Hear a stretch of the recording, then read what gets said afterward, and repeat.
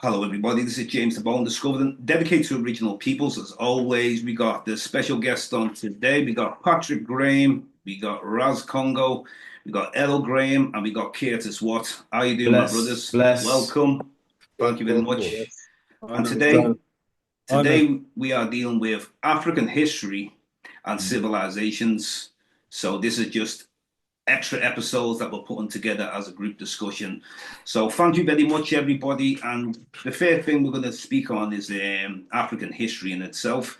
As we know, African history is, we can go from the beginning, the first people coming out of Africa and migrating around Africa, populating the rest of the world. And then later on, in the last, some say Mm. 10,000, it can be five, it doesn't matter what it is, but establishing civilizations around Africa and moving across the world. But let's start with the beginning anyway. All right, we'll start with Errol. I'm going to start with Errol this time. I like to start different Mm. people each time. Um, African history, Errol. Give us a little brief introduction. And I don't mean an introduction how you first discovered it, because we did that on the last podcast, so we won't go back there. But just like give Mm. us a bit of like African history that you're aware of. Oh gosh, there's so much. Start with your want. Yeah, it's like you say, it's a broad question, and It there's is, just it so is, bro. much.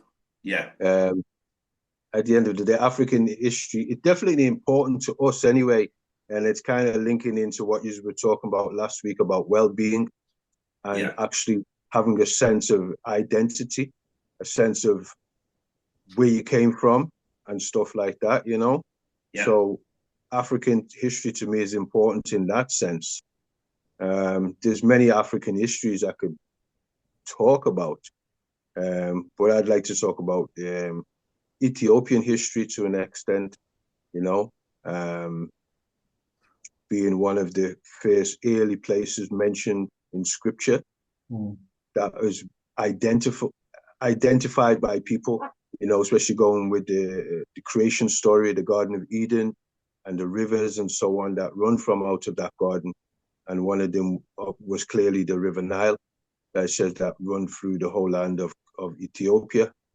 Yeah. So we know that that history is very rich and being intact for the dawn of creation, and has been a very inspiration to the diaspora for our liberation, our our look to the future and all these type of things. So Ethiopia, the red, gold, and green, the history of Ethiopia has played it, it its independence has played a crucial role in shaping, our fight for liberation and our freedom and our survival, especially the people of the diaspora. So Ethiopian history to me is very, very important, you know. yeah.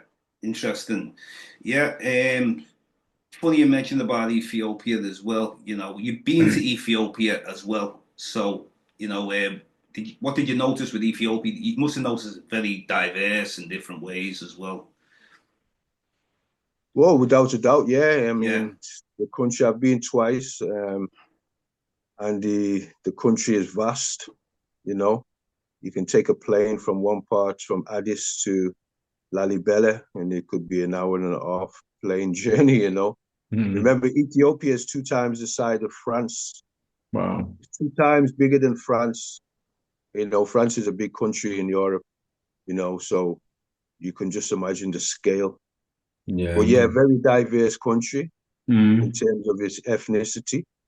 But we always know that Africa is the most diverse um, continent, you know, with so many different ethnicities and so on.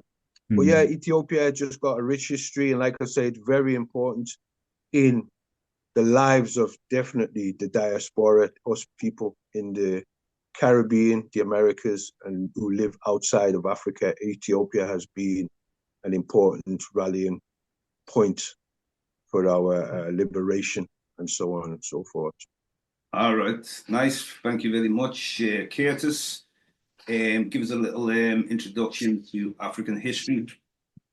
Well, I've been following, the Hadzabe tribe quite a lot Oh, on YouTube. Yeah, Tanzania, man. in Yeah, Tanzania, yeah, yeah, man. interesting people, Yeah. I interesting. mean, they hunt all day long, man, honestly. Yeah, And then they wear like, there's like, say if they've killed a lion, like still have the lion skin over their head and things like that. And they've got a lot of, haven't they? You know what I mean? Yeah, so they're an interesting tribe because they've kept the tradition going for thousands of years, basically.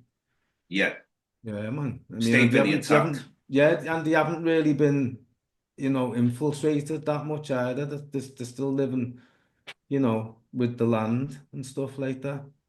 Bit interesting. Yeah. Yeah, Anything else? Any? I know you went to South Africa as well, didn't you? yeah. What did you come across there? Remember I was talking about those the kids from Zanzibar.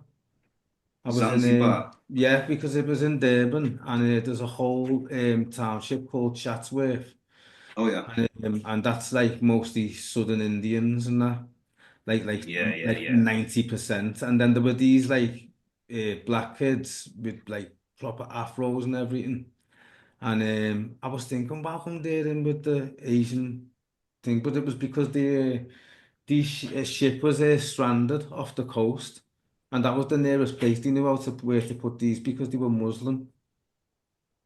So Mm. that was interesting because I didn't know that until I was there, and he was because I went there a few times to the same school, and it was only like the last time I went, about 5 times I went or something like that, and that I asked the teacher, and then they told me about it. Yeah, it was dead interesting. Another diverse place again. Bantu, Sam Bushman, Mm. and obviously, like you've mentioned, other people that are there. Yeah, interesting. Anyway, Patrick, give us a little introduction. Well, give us a bit more of an introduction on the history of Africa. Um, okay. And even though I'm mentioning this, I'm not going to mention it if that Yeah, even yeah. makes sense. Okay. But when a lot of people talk about history of Africa, they always jump into the transatlantic slave trade as part of that history. But just a thing I've heard, if African history was a 1,000-page book, the part about slavery would start on page 999. Yeah, so there's 999 pages of Black history without even touching on that. So there's so much, our Errol's mentioned Axum, Mm. Ethiopia, Yeah. you know what I mean?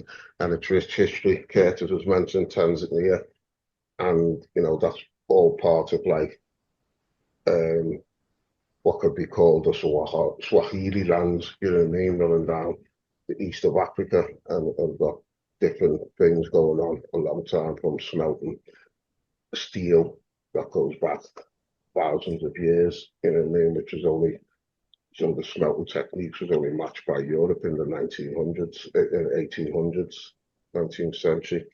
Um, you've got the major empires of West Africa, the Ghana Empire. I don't know too much about that, but I know that lasted one of the longest, based on stuff that Robin Walker talks about. That was like from about 500-year reigns, 700 AD to 1200 AD. Um, the Mali Empire followed that, which is the one that's most talked about because of Mansa Musa Mm. and his exploits, his travels, his pilgrimage to Mecca, taking a caravan of 60,000 plus people. Um, and that crossed over because the two empires run kind of side by side, because the Songhai Empire, even though Mali had conquered them at one point, then Yeah. they got reconquered by the Songhai Empire. They run the same, both Yeah, ends. Sonny Ali Bear, wasn't it? So, and then, Wasn't. just looking at, there's so much, because, you've got what's known as Nigeria today, you know what I mean? But, you have the Igbo Empire, the Yoruba Empire, um, Benin City, that lasted for so long, and the bronzes and all the different stuff, and um, places like, which is in the Southern Africa, like Great Zimbabwe, and then, you know, one of the most longest running civilizations in, I think, in the history of the world, like the Egyptian dynasties, you know what I mean? You know, up to a point of European conquering 330 or 323 BC, whatever it was, like Alexandria. I don't call them the Great, I just call them Alexandria. But yeah, so there's so much to talk about, and there's others, you know, that are in between that. But yeah, there's Okay. a lot there. All right, Raz Congo, you just need to unmute yourself and tell us a little bit about Yeah. African history, and you live Yeah, in well- Rwanda. Well, first and foremost, right, it's great to be here on the Thank you. platform, linking up with old friends, new friends, and all kind of friends, you know what I'm saying? And like, for me, I think like I'm looking forward to this because at the end of the day, the goal is to get information out, share information, and we grow, but also people who are listening, tuning in, you can get certain, certain knowledges or whet the appetite and do their own research at the end of the day, you know what I mean? Because it's just about really, we're trying to open the gate. And I think in terms of like Africa, my African identity, which was something that was kind of inculcated into me by my grandfather. My grandfather was Yoruba. He married an Irish woman who was a couple of years older than him, right? But he never left his tradition. You know what I mean? He didn't teach us a whole expansive thing about it in terms, but he certainly laid the foundation, the cornerstone for us to, you know what I mean, seek more knowledge about Yoruba, but also Igbo, and knowing that every African country, like you, I think you mentioned it, Patrick made some mention of something like the land and the people is one. You know what I mean? And even like Errol mentioned Garden of Eden, right? The whole story of coming from the land, the soil, and the human being coming from the Greek humus. You know what I'm saying? So we're of the soil, of the land. And before you're looking at Africa before colonialism, we're looking at ancient Africa. We're looking at present day Africa, socially and politically. You know what I mean? We can go round and round the houses on it, you know. But I think pre-colonial Africa is definitely something of my interest. You know what I mean? To see what things were like before certain things come in into the mix. And like was said, it's more about the human trafficking, the global human trafficking. We say slave trade, but what did we get traded? You know what I mean? It wasn't really a trade. Still, it was a raid, a constant raid. You know what I'm saying? So, yeah, I'm just happy to be here with esteemed gentlemen, being able to reason. You know what I mean, and share knowledge and increase. So give thanks, man.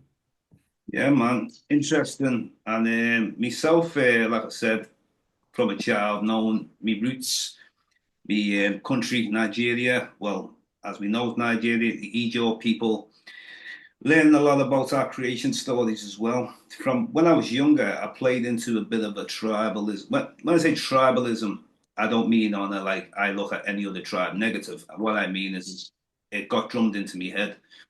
And obviously, getting basic information of my father, he's not a researcher. He's just basically followed, see what his father from Nigeria has told him about, you know. So then I started seeing creation stories within my tribe, speaking on some of them coming from Kemet. And then this started opening my mind up that we're not, we just like most of the average people say you're from Ghana, you're from Nigeria, you're from the Congo, you're from Rwanda.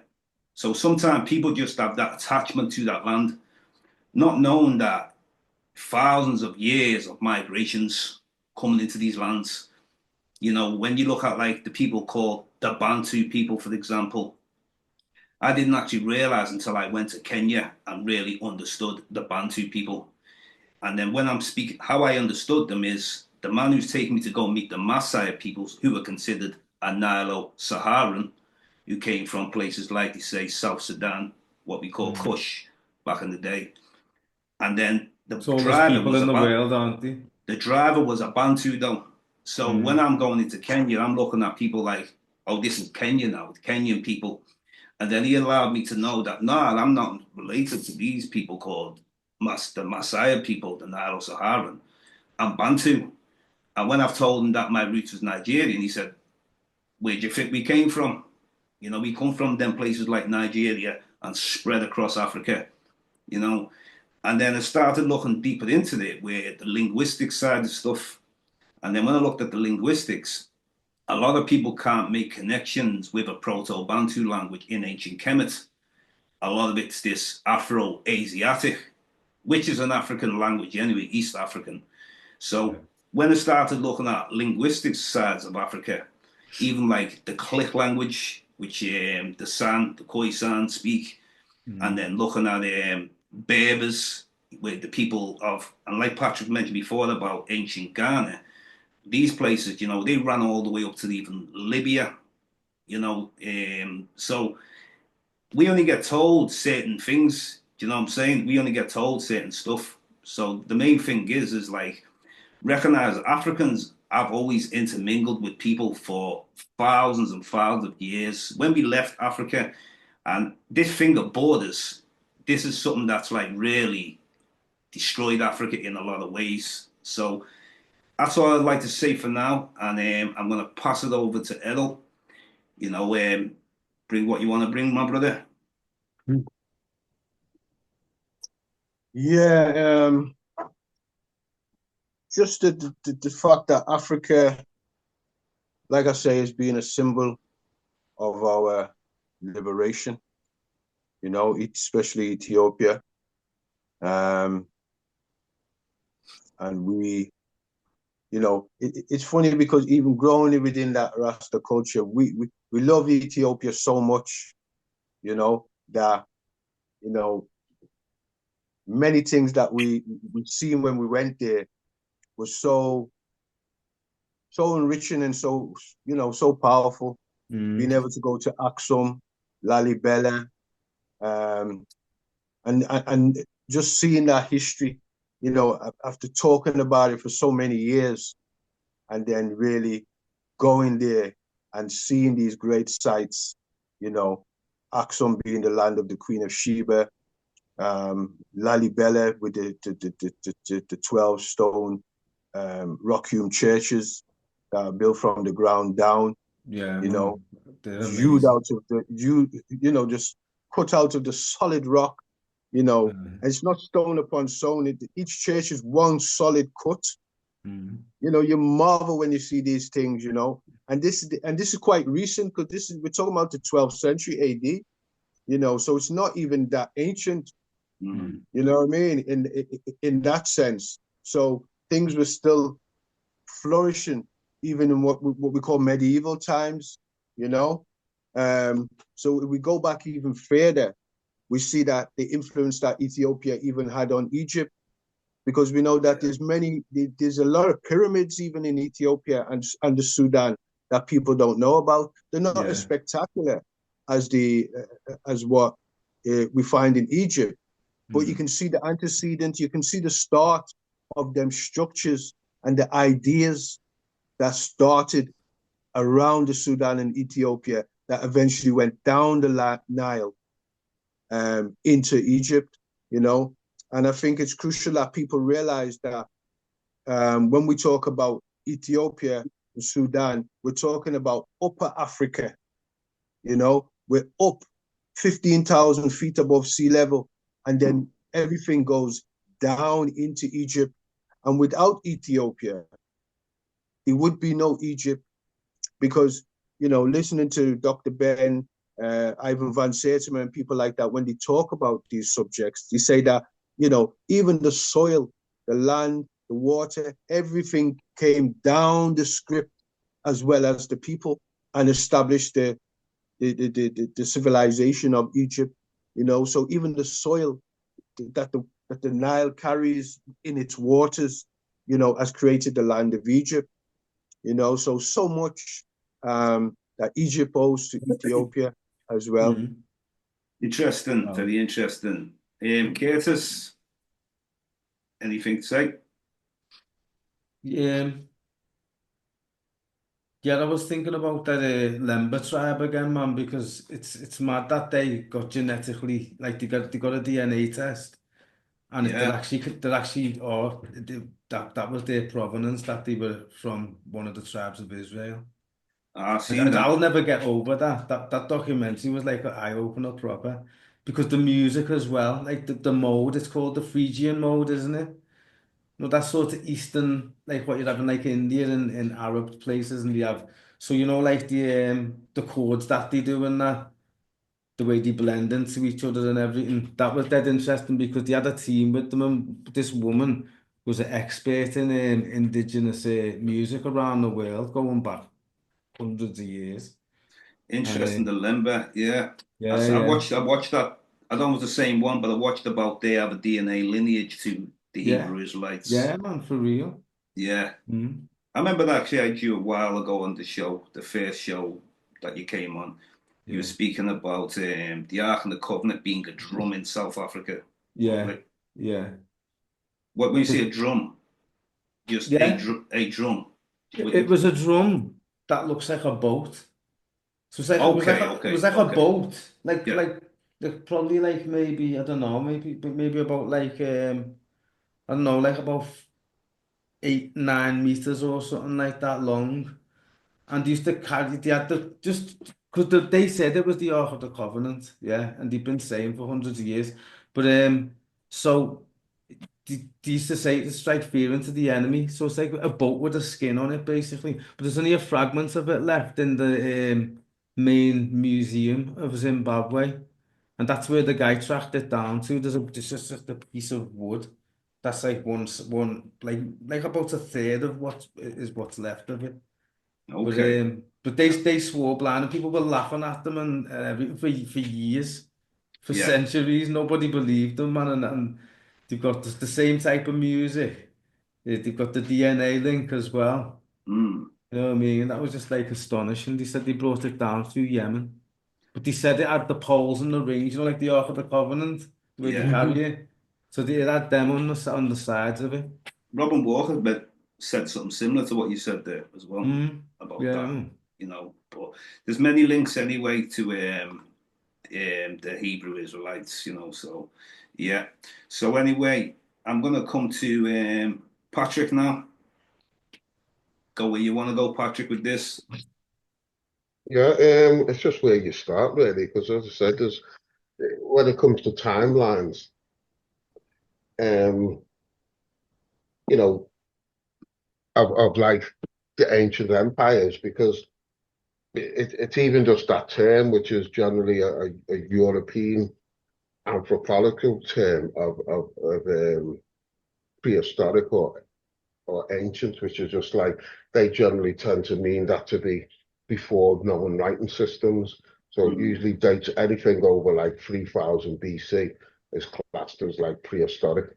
You know what I Yeah. mean? As if to say there was no written history, but there's several tablets and stuff that are around, and and a lot of histories are contested because you've got ancient scholars who go back to like who lived in like the 2nd century BC, like Manetho, who will date like ancient Egypt at like its first dynasty of over 3000 of BC. You know what I Yeah. mean? And there's like 1,000 years difference between certain other European scholars of the 1800s who will date it, starting like 1,000 years after that, so like 2,500 BC, type of 2,600 BC, something like that, where Manetho will date it to be like 3,008, 900 BC. So timescales, and people, there's lots of what we do know as a fact is these civilizations are really old. You know what I mean? That's for sure. And just like our Errol said about Egypt owing a lot to Ethiopia, because no matter what history book I've read or program I've watched, even the most Eurocentric pointing ones will still always say that people migrated down the Nile and settled in Egypt. You know what I mean? And when people migrate, they don't all go. So, Mm. a proportion, Yeah, that's a good of a point. population goes. So a lot of them would have stayed in, Mm. what is Ethiopia, Sudan.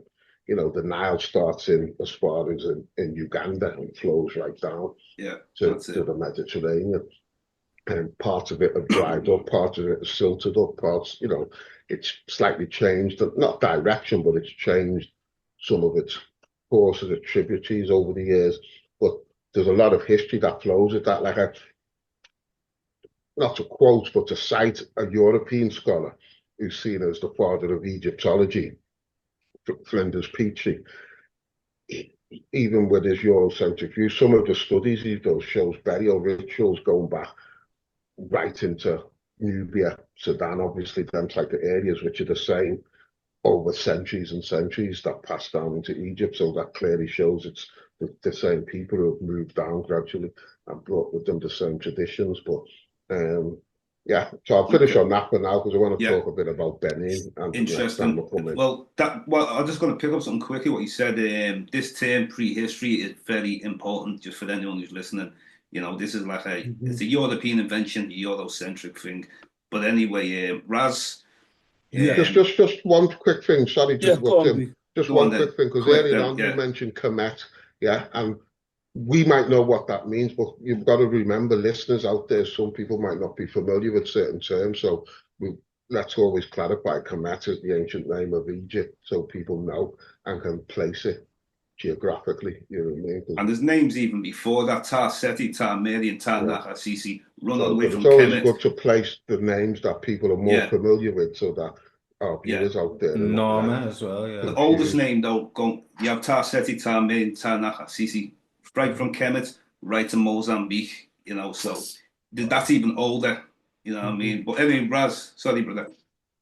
No, everything blessed, man. I mean, yeah, I think looking at the ecosystem of any land, water is very important, isn't it, with regards to, the mating of the land for the benefit of the people. And like you were talking about, you said Ijo. Am I saying it right? Yeah. Well, that's one of the older tribes in Nigeria. That's right. And we were talking the other day, and I think like there's that affinity with the sea. The water people. The water, that's right, yeah. And I think like it's interesting that like in terms of like certain high civilizations, water has been very important to feed the knowledge, you know what I mean? Yeah. And when I really like look at it, I'm thinking of like without the water, right? With the land and all the other things, the people wouldn't be able to settle. So they were like very the first big, I would imagine, the first civilizations, empires were around settlements around water, you know what I mean? Yeah. In Africa in particular. And I think it's interesting because, we're talking about Kemet and Patrick rightfully saying, for those who may not know, we have to make people know that there's the link to Egypt, and even like you were saying, even earlier names for Tar different Seti, regions Tar of the Nasi, empire. Yeah. All the Tars, yeah. And it's interesting because even Ethiopia, right, is like a Greek word in the sense Ethiops, which means land or the burnt face. Yeah. And like I think Egypt is a Greek word too. Eritrea comes from Eritreus, which is the Greek word for the Red Sea. Now there was names for it, before that as well, right? And I think like this is how people in outside of Africa would view. They would have looked at the whole of Africa as Ethiopia, land of the burnt face, the black people of the black soil, right? And as colonialism was taking its grip, you've got one particular land that wasn't colonialized, which Errol was talking about when he first, introduced where he's coming from today, which is like Ethiopia as such. But within Ethiopia, obviously, like many other places, you have like a diverse culture, many different peoples, tribes. I think Ethiopia has around 80, I might be wrong, could be 83, 85 languages, different peoples. And like Errol was saying, you go on a plane, you could travel for like 2.5 hours, 3 hours and still be in Ethiopia. You know what I mean? And if you go in different directions, going down to the, going across up to Axum or Lalibela. I've been to those places too. They are marvelous, and I think even Patrick, you did a poem once about King Yared with regards to the construction. Is that right? Am I right, or am I a bit jaded in my memories? Well, the Yared, poem as such, it was about Yared's song. yeah, it was telling the story of Saint Jared, which was where the Ethiopian Orthodox Church hold their service in a church in Liverpool. It was telling the story of Jared and how he came about, and the Diboe, the Book of Hymns that he created, if I pronounced that right, did it? All right. Okay. And yeah, it was telling the story to the congregation. Some, even though they're from there, still wouldn't be familiar with some of the stories and histories. All right, we're gonna come back to all that anyway. Yeah. Let me I just wanted to spread that Yeah, out. no, I wanted to spread that out because a lot of it is all connected, and we're touching up on things, which is kind of like hitting other pressure points. You know what I mean? Yeah. And it's all quite interesting, really. So yeah, Definitely this interconnectedness. And funny when you mentioned me tribe before, Raz, the Ejo people, the water people, the creation stories that come into it, and everyone has creation stories around the world. And you know, my tribe, speaking on coming from the black cosmic womb, and to some people they might not understand that. It's very simple.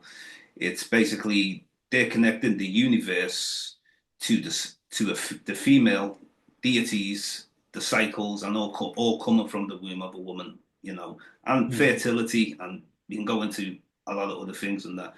But your environment is a very important place, you know, especially like you speaking on the water. They'll speak on even mermaids, water spirits. Now, when we say water spirits, we can get deep into other things, like when people say like every living thing has a spirit, a soul, rocks, trees, mountains, water. Animism, Yeah. Yeah. Now with animism, funny enough, you mentioned that. From a European perspective, I totally dismiss the ideology of it. It's like frowned upon. And when I say Europeans, I'm talking about the Eurocentric, the racist type of stereotype behavior. I mean, you know, I'm not saying everybody. So animism, I'm finding that when I visit any indigenous peoples around the world, animism is everywhere. But like I said, with the Eurocentric point of view, they refer to particular groups who are people of color with animism, you know, like as if they never ever had animism in Europe or whatever, you know what I mean? But besides the point of that is migration is very important as well. When we're speaking on a lot of these, what we call so-called sub-Saharan African civilizations, how much of a role the Bantu people played as well. If we're talking about the Shoma people of Zimbabwe, built a great Zimbabwe, these are the Bantu peoples. You know, we talk about civilizations in Congo, you got the Bantu peoples. And even like when you're dealing with the Zulu peoples, the Bantu peoples, pretty much right to Kenya, and even in South Somalia, you have the Bantu peoples. It goes deeper than that, but just like we have to deal with the people like the Fialopa Bengas, the people, if anyone's heard of Fialopa Benga, he was right there at the Cairo conference with Diop, with Sheikh Anta Diop, 1974. A lot of people, Diop, a very popular person, as we all know, but Fialopa Benga is a very important scholar. You know, they were right there together. And he was allowed to take the lead in the linguistic side of things in the Cairo conference in 1974. So that's a person that people should really look for, Fialopa Benga. He's the one who matched up the Bantu language in ancient Kemet. He also did a computer scientific study as well in Sumerian languages. As we know that the Africans went into Sumer, they were called like black-headed peoples, and Diop as well. So them two work together as a team. And then we look at the team of Dr. Clark. Dr. Clark, it took him about 7 years to convert Diop's books into English because he was speaking French. So this is what's so important about the teamwork, the group, because all this individual stuff, we have to study for longer and longer, you know. So doing things in a group, you get things done a lot quicker. So that's all I'd like to add on anyway. And I'm coming to Errol now. You want to add on or bring what you want to bring, brother? Yeah. They're going to track back to what Patrick and Nick was saying in terms of Ethiopia, the being a Greek word, and as well as so you got so many different. You got Ethiopia, you got Abyssinia, you got Kush. I do believe that Kush is a Hebrew word that describes the land of Ethiopia, because that's where we get from the Hebrew Bible the word Kush. And, you know, it's talking about the people, the Abasha people, you know, which is where we get the word Abyssinia, Yeah. you know. So how did the Hebrews looked at them people and called them the people of Kush? Kush means something to do with, it's still they would skin color again, a reddish brown, something to, you know, identify in the ethnicity of them, of certain tribes of the Abasha. Anyway, but what Patrick was talking, Dix was talking about, Saint Yared is he's the one who gave the Ethiopian Orthodox Church its liturgical songs, you could say, ecclesiastical songs, and his story, I do believe, possibly played an influence in Bob Marley's song "Three Little Birds," because the Abuna, the priest who was sent to Jamaica by Haile Selassie after 1966 to establish the Ethiopian Orthodox Church in Jamaica, lived with Bob, or Bob, you know, housed him, and they were very close. So I do believe that he possibly told Bob about this story about Saint Yared was supposed to have, it was a time when Ethiopia, there was no singing in the church. So basically what it was, Saint Yared used to always sing and make up little songs, and he was a you know, jolly little child. And to cut the story short, is that he ran away from his uncle, who was a kind of a harsh teacher, and he got inspiration anyway to come back. And it says that he had a vision which took him into the heavens, and this vision produced three birds, the color of the red, the gold, and the green. He came there with the color of the three birds that took him up into the heavens and gave him some heavenly songs. And he started to then write a lot of the songs that the Ethiopian church sing today. And it's funny how he was born in the 5th century, prior to the advent of Islam, because it's also, I always speak to Muslims about this, that the first call to prayer that Muhammad heard was an Ethiopian singing, and I do believe he was singing in the tone of Saint Yared, who lived 100 years before him. And Muhammad thought that his voice was so beautiful, he gave him what they call the call to prayer. You know, because if you hear Saint Yared in the Ethiopian church sing, people may mistake it and think, "Oh, that sounds very, you know, Islamic or whatever." But what people don't realize is that the Ethiopian mezmors music came before, you know. So Saint Yared may have been a great influence on even the Islamic music that they have in the call to prayer through Bilal, who's the first convert to Islam. You know.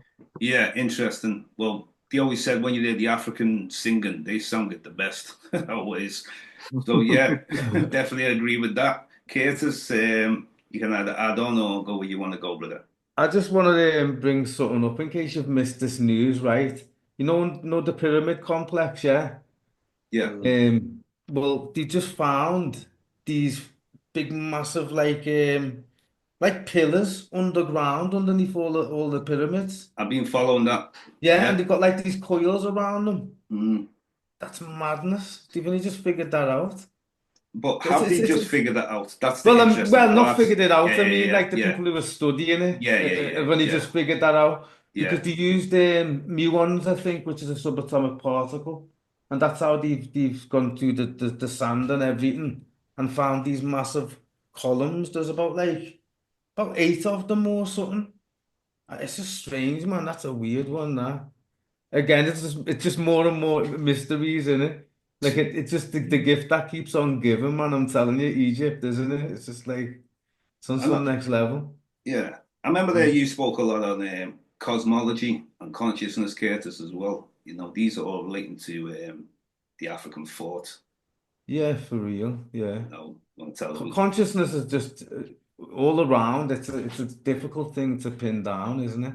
But it's what I mean is like it's for people to be able to explain it. Like, whereas if you the way people usually explain it is if consciousness, you die, boom, that's it. You know, so what I'm saying is like consciousness being you Boom, know, that's it's it. it's before and after.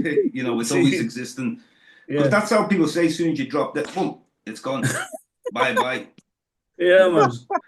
So we I did we tell did you, a man. we did a discussion, if you remember that, on it last time, Yeah, yeah, for and real, man. you I Yeah. actually wanted to remember. speak on it, so that's why I was asking you. Yeah. Well, Mm. the thing about consciousness is I believe that consciousness is one thing, Mm, yeah, and it can be it anywhere.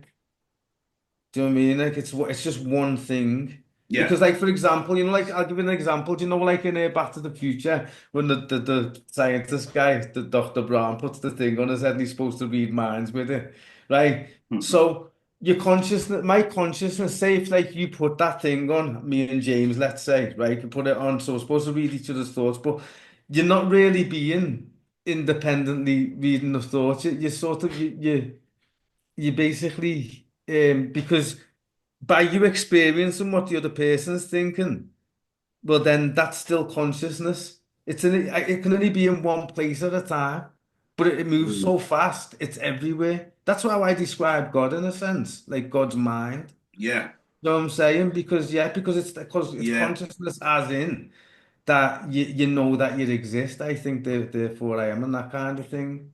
That's very important. It's That it's what you in- just it's said that there. it's just so omnipresent. it's so intriguing, man. Do you know what I mean? When you think about it.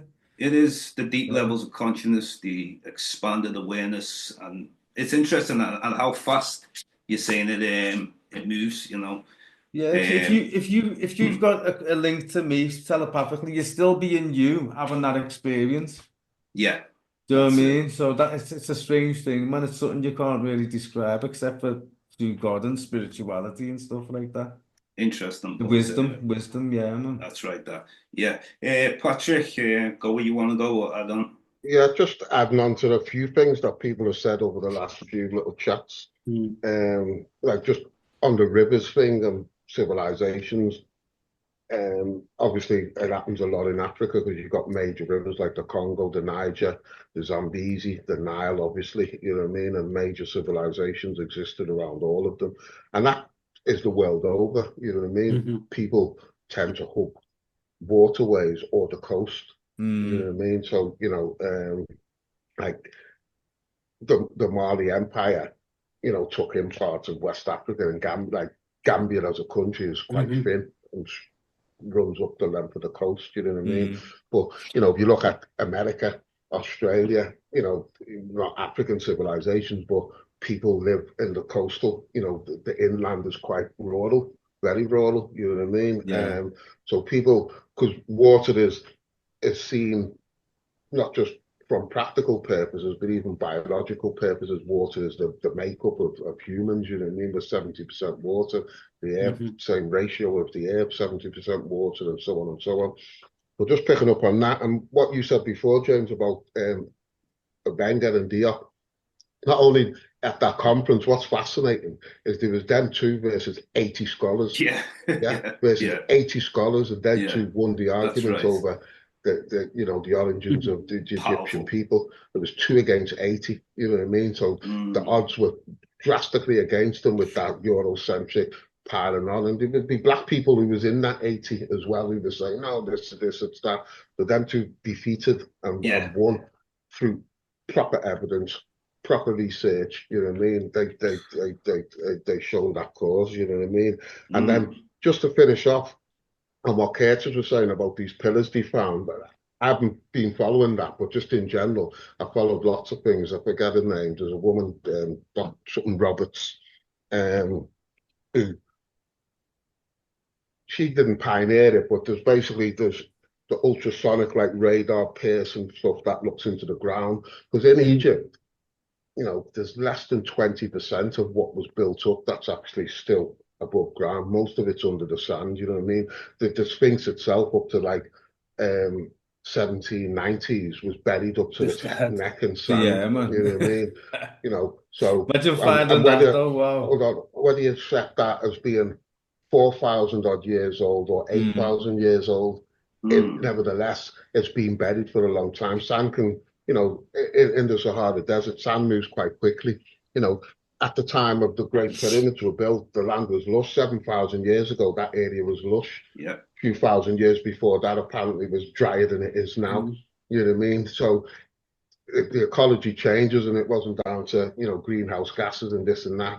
Things change due to the Earth's tilt and whatever. The Mayan calendar records it, where the Earth wobbles and, you know, it moves every now and again, and that impacts on weather systems and so on. So a lot of Egypt is under, you know, building structures, remnants of pyramids are still under the sand, you know what I mean? And a lot of these radio wave tests that they do show it's there, it's just that there's not the will or the resources to actually excavate it all, you know what I mean? But bit by bit, things are getting revealed, as some people do put the money into it and excavate it, you know what I mean? Very interesting. Raz, let me bring you in now, brother. Am I on mute? Hold on.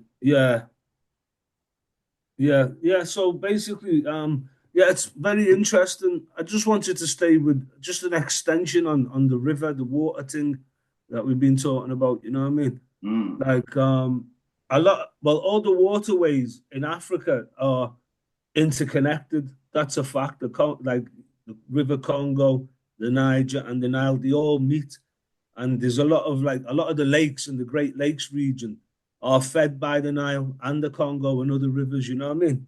Yeah. Some even say there's underground rivers that go into the Zambezi. So you're looking at like a continent level stretch of water, you know what I mean? Because water to the land is like blood to the people. It's a very similar system of circulation, you know what I'm saying? And like in modern Africa, if we're looking at modern Africa now, 11 countries, you know, they're saying that the Nile touches up on. So you have like Burundi, Congo, you got Egypt, obviously, even Eritrea, Ethiopia, Kenya, Rwanda, South Sudan, Tanzania, and Uganda, because they're acknowledging the lakes that were named after the conquerors, like Lake Victoria. You know what I mean? And places like going all across East Africa, they're all enriched and connected. Do you know what I'm saying? And going up to Patrick, you mentioned the Zambezi. There's connections there because there's underground rivers. There's rivers that have dried up. There's rivers that will come tomorrow. Do you know what I mean? Because the flow is the flow. And like you were saying before, you know what I mean? Like the higher lands, the water has to come down because the snow on Jaro, it has to go down like a river flow. You know what I'm saying? So the flooding in Egypt, a lot of like the annual floods of Egypt, especially the ancient days, was because of the waters coming in from the White Nile, which is like modern day Uganda, and the Blue Nile, which is Ethiopia, you know what I mean? And it was enriching that soil because a lot of the scarabs, the dung beetles were in that soil. That's why the scarab was seen as, you know, a regeneration. Do you know what I mean? A symbol of agriculture and constant providence and things like that. You know what I mean? But there's a lot of countries there. And I think when we're talking about empires, civilizations, it goes like way, way back. We're talking like a lot of the Western dates. We have to really give a careful consideration and look into it because even down in South Africa, there's a place called Adam's Calendar.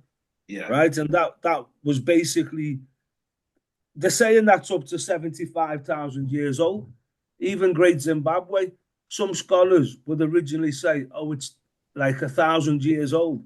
But some people are saying, no, the people that lived there 1,000 years ago didn't build it. They just used it. You know what I mean? Put holes in the walls and everything and just kind of redefined it for their particular needs at that time. So like the true timeline that Patrick was talking about is we're still uncovering it, and it's the great scholars that really who had to go to war and wrestle it with these dictators in the West. You know what I mean?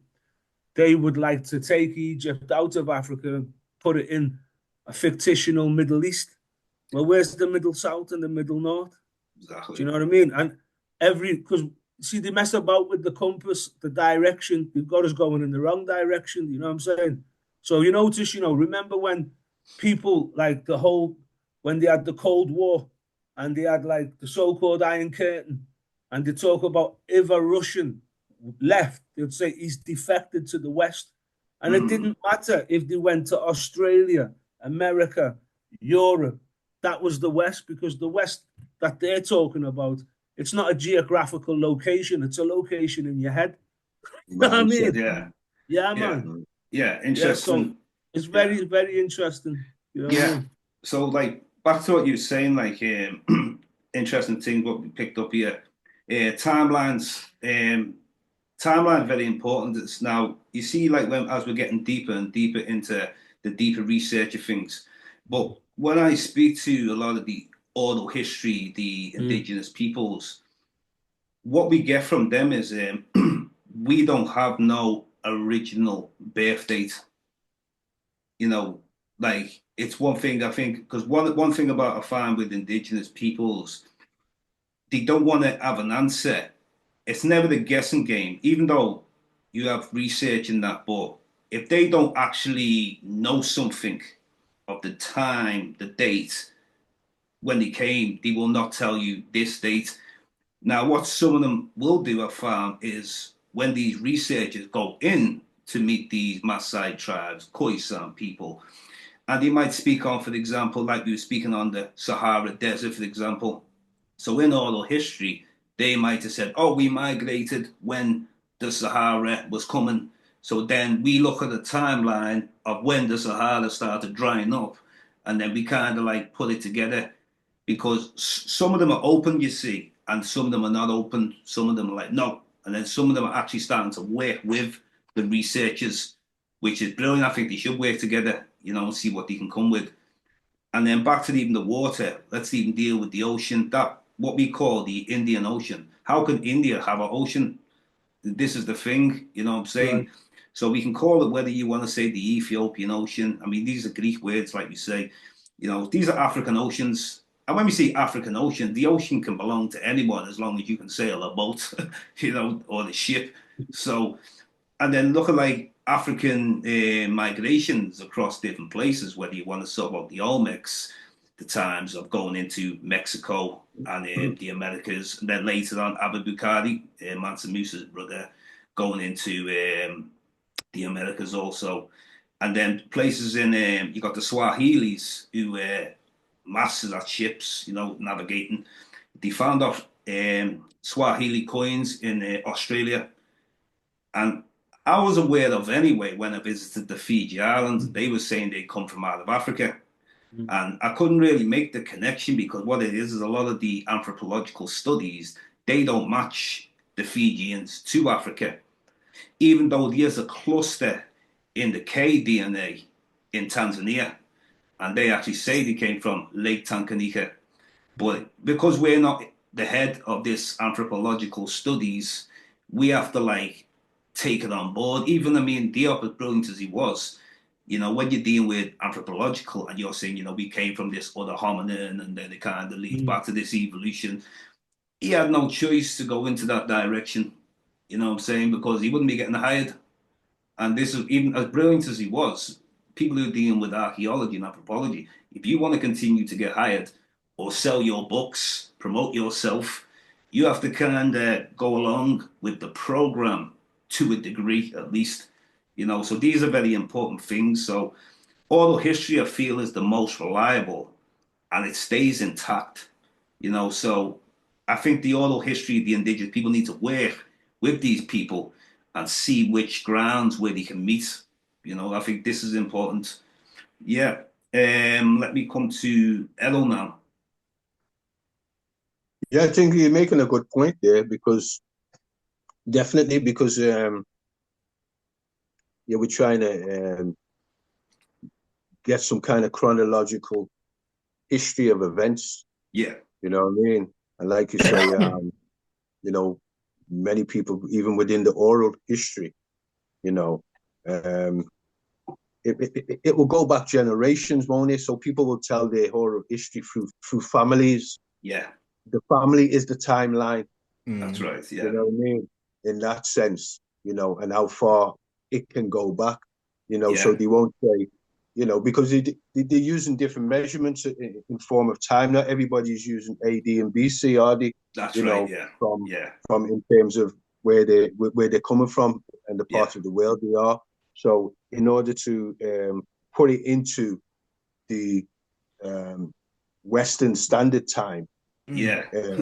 you know, you need to, you know, elaborate on certain things. And like you say, if they can name an event, Yeah. well then, you know, they you know, you could say, like you said, the Sahara Desert, you know, Yeah. the timeline to when it started to erode and stuff like that. So you can have an estimate around it, you know. But just going back to even the Sphinx, in terms of, like you say, how many, there's been so many estimations to its creation and how old it is, you know, and what it even represents, you know.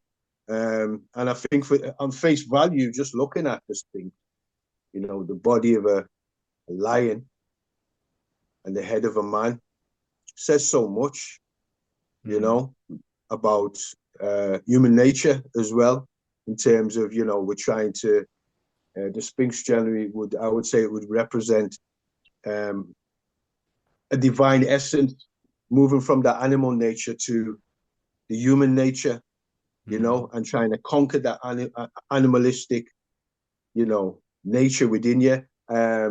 It's because it's sometimes like you have what they call in the Bible the hard sayings of Christ, where one of the hard sayings is, "Don't give your pearls to dogs." So some sounds like you're calling people dogs, Yeah. but the Sphinx represents that because it's saying that people do have an animalistic type of nature, and when we lose that human nature, which is connected to the divine, we behave like animals and tear each other Absolutely. apart, and For you know, real. and predator Unfortunately. you have that predator instinct against one another. So the Sphinx, you know, definitely represents a spiritual concept, you know. But just like you say, the whole thing of dating it, how long has it been there? 10,000 years, 4,000 years? There's been so many speculations to its date. You know, like you say, when they found it was covered in, you know, sand. Some say Yeah. it was covered in water for a period of time. That's You know what I Robert mean? Schoch, that isn't it? Robert Schoch. Yeah.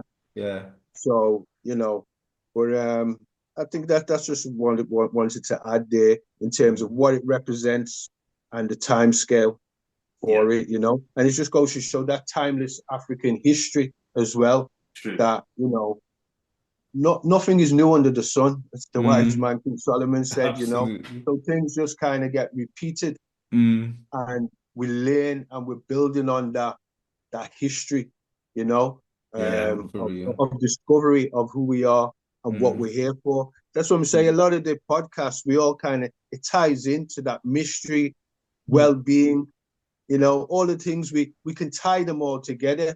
Do you know Yeah. what I mean?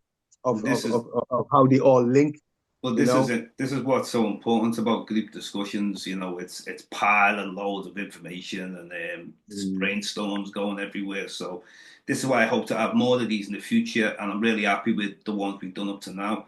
Curtis, where you want to go? Yeah, I just want to bring up that time when we went again. This is in South Africa, and we were going around all these schools in the hills. Know that like sort of yellowy, dusty roads. You know what I mean? When you go up in the hills and that. So we went to a few schools and everything, and then most of the kids, when we went to these different little townships and stuff like that. I would say little. One of them had like 50,000 people and one row of shops. Hmm. Wow. One row of shops, man.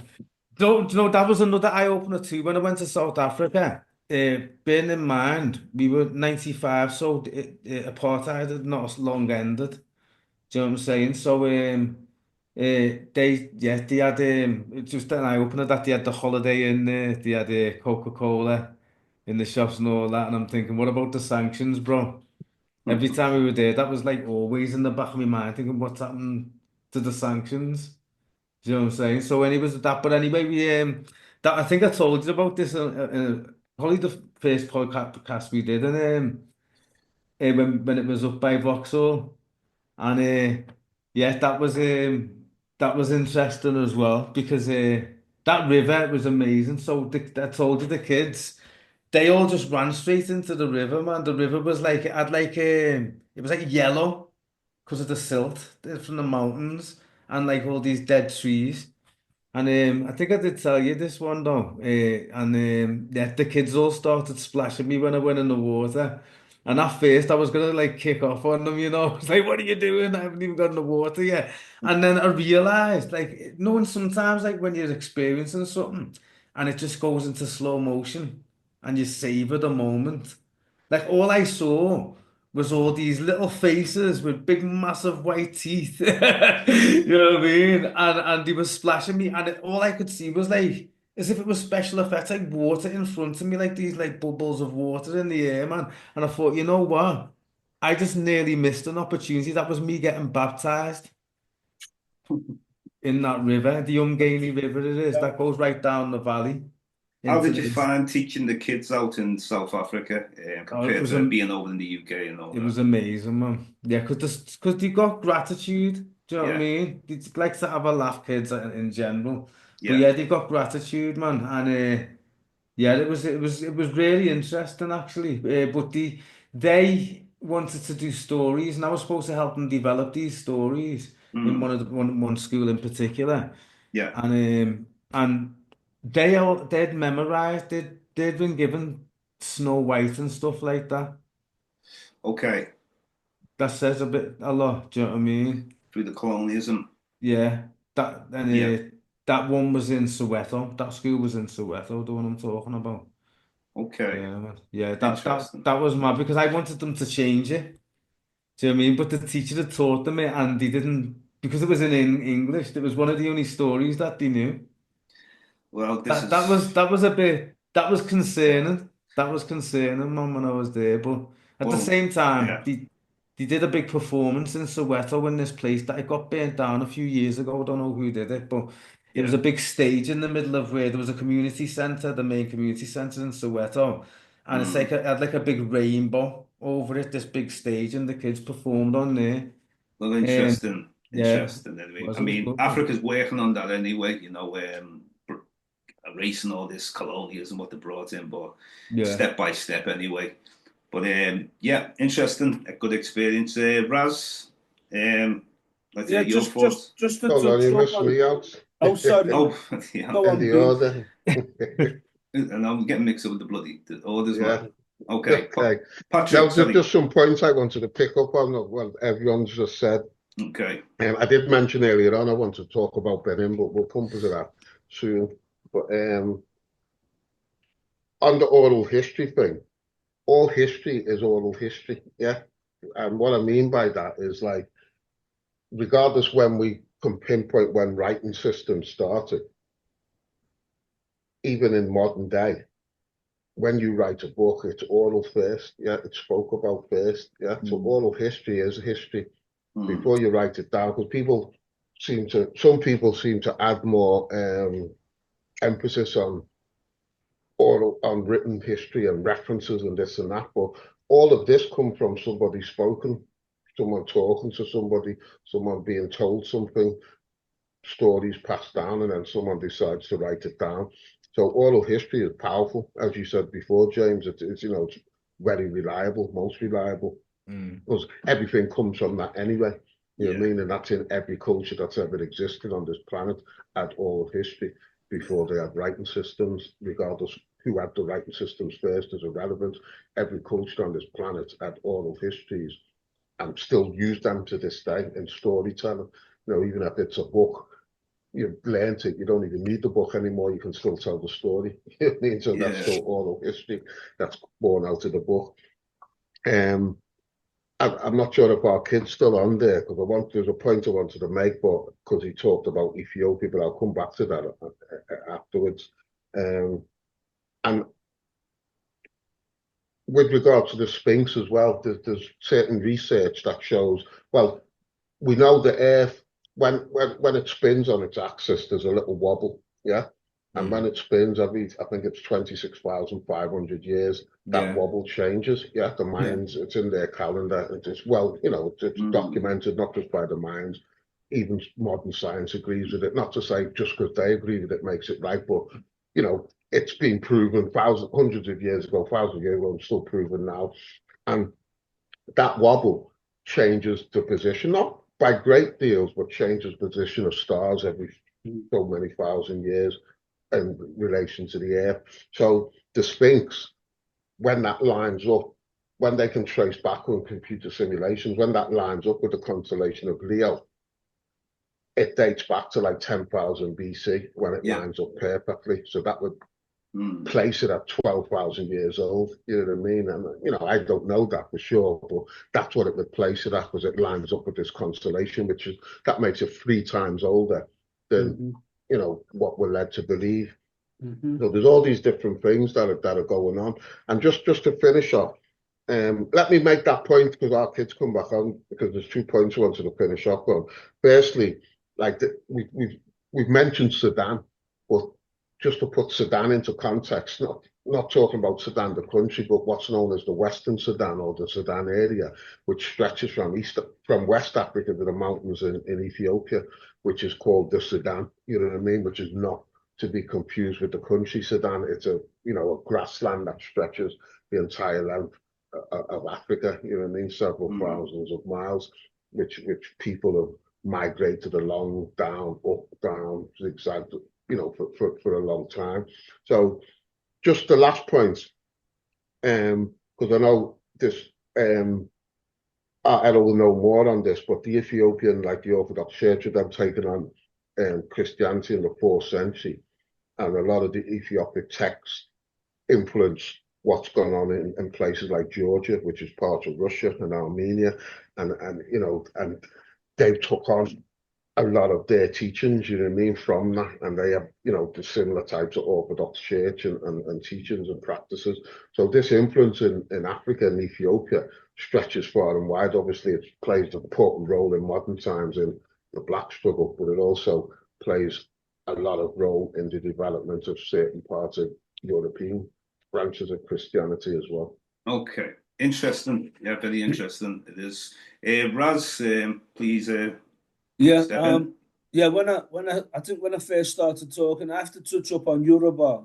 Not on no favoritism or not. It's just that my granddad was a Yoruba man, and like the first pathway into Africa or the African identity of self was through my grandfather. So my grandfather used to talk a little bit about the history, and he was Christian minded, but he wasn't against the African traditions neither. So he was able to balance the two. He used to teach us a lot about Yoruba and ancient Yoruba through the stories, you know, stories of some people would say fables, but I think fables is fabulous, you know what I'm saying? It was like about a moral code. So you're learning stories. Like, I'll give you one story in particular, like the ungrateful couple. Like, one poor fisherman he captures a fish, and the fish is talking to him and saying, "Don't capture me. If you let me go back, I will give you prosperity." Blah, de, blah, de, blah. Cut a long story short, right? He lets him go, and then he gets favor, and all of a sudden now he's enriched. But his wife is in his ear saying, "Go back to that fish, car. Right now we need more of that and more of this." So he kept going back to the fish, and in the end, he wears down the fish's patience, and the fish takes everything back off him, and he remains poor. And it was showing you how greed can work. And sometimes the most poor among us are to be pitied to a degree, but they can also become the most greedy as well, because it's an ideology, isn't it? It's how you fix yourself up in conjunction to your condition. You know what I mean? And when I just want to quickly say, a lot of the confusion or a lot of the contention and the conflict in Africa is obviously down to colonialism, not only colonialism of the land, but colonialism of the mind. But also one of the chiefest tools to divide us was the false borderlines. So, for example, my grandfather would tell us the Yoruba is a country in itself. It's like before Nigeria, you had Yoruba, you had Igbo, you had Hausa. All this was, you know what I mean? And for the Yoruba in particular, it tell us, look into the map, you know, like the atlas. So we look at Nigeria. It's a the Yoruba before the white man came with all these borders many would living in Togo in what is now Togo. That's right, many were living in the Benin Republic. Do you know what I mean? And if you look at like the Maasai, you have the Maasai. The Maasai are a people, but you know there's a Maasai land. So when colonialism comes in, you got people chopping up one piece of land called Tanganyika after the lake, and then you add Kenya. You know what I mean? And so you got some Maasai on the Kenyan side, some Maasai on the Tanzanian side, but the kind of cut off. They've got no land. Basically, they've had the land taken off them. They've got no land really in Tanzania and no land in Kenya. But this is like a serious thing, you know what I mean? In terms of like, it's all down to it's all about like self-awareness and knowledge, the understanding of the story, because it's all about stories. We could say his story, her story, but it's all about stories, and that's where we learn about ourselves and our struggles and our successes in life, you know what I mean? So I'm just giving you that piece of my grandfather because he passed away when I was 7, but he's still a pivotal influence on my life. You know, I'm 57 now, so this man's dropped out 50 years ago, but there's not a day that passes where I don't reference him. And also my grandmother too. My grandmother was from Ireland or Ireland, you know what I'm saying? So just give thanks, brother. Yeah. Yeah, man. Yeah, man. Interesting it is. And funny enough, you mentioned that in southern Ethiopia and northern Kenya, how they spoke a similar language as well. So, and this is like everywhere. I found this with even a lot of different indigenous peoples throughout the world, even, you know, how they be cut off. And Togo, like you mentioned, you know, Yoruba speakers. Yeah. And some of these Yoruba speakers, they say even like the average historian can't really trace them fully. You know, they actually can trace themselves even to Mali. You know, but that's only certain linguistic, very advanced that can do that. You know, but this is the thing where we have to be telling our own history. You know, whether or not it's through the oral history, through our ancestors, the wisdom, connecting to the ancestors, the spirituality, everything. But then it's also about like you have a place called Madagascar where it's largest island of the east coast of Africa. I went there maybe 2019. And I was studying for a while who were the first people in Madagascar. Now, it's pretty obvious it's Africans.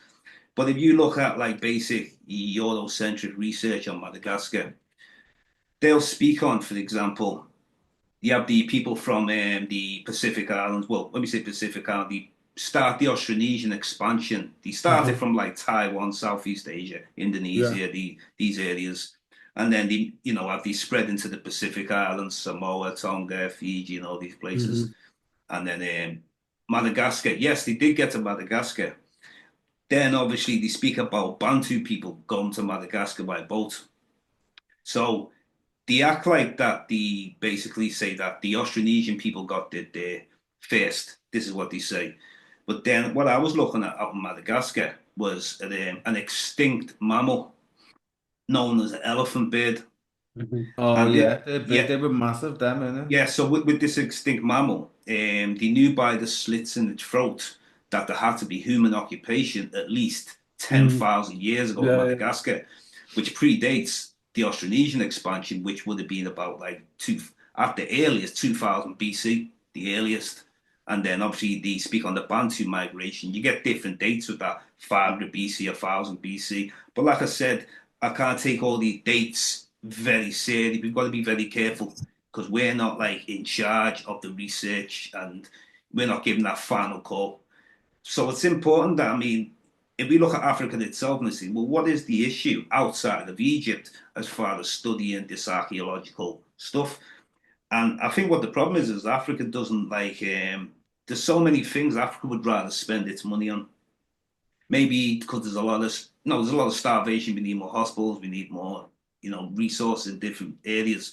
So when it comes to archaeological studies, I would like to see more work put into Africa, just so we can obviously counter attack these Eurocentric views. But when I do think about it sometimes, some of the people who I speak to in the indigenous peoples, they really just call them grave robbers. When you start digging and taking the bones from under the ground, grave robbers, that's what they're considered. And I spoke to Runoko Rashidi about this before he passed away. And Runoko Rashidi was like, well, if we don't have the grave robbers, how are we going to unearth and be able to teach yous and teach the people if we don't do the skeletal remains studies and stuff? So to me, it was interesting because I'm looking at so much archaeological and anthropological studies. So, but at the same time, I'm tied in with all of the indigenous history. But I think it's a two-way thing, and I would like to see more research done in Africa, by the African people. But Errol, anyway, I don't know, I'll go where you go, bro. Yeah, 2 points to what Patrick said in terms of Ethiopia and its influence going into the East. I mean, it's just a massive, there's so much that would take another podcast again, There's so much in there.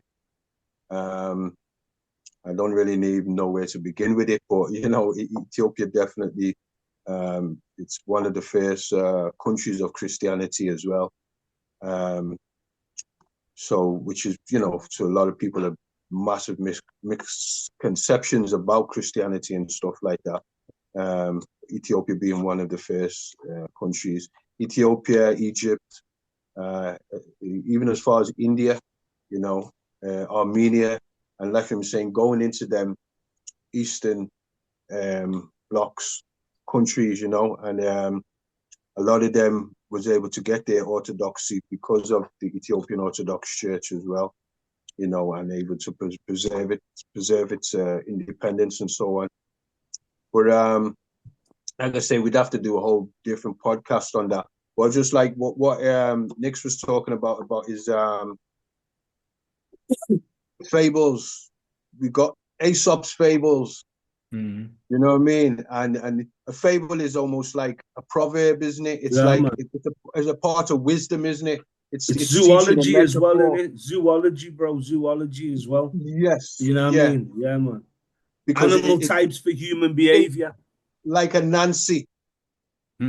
Like in Jamaica, we have a Nancy, and it uses the animals to describe human nature.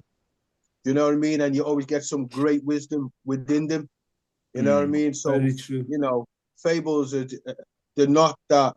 It sounds like a word that is dismissive. Yeah. But really, it carries more power.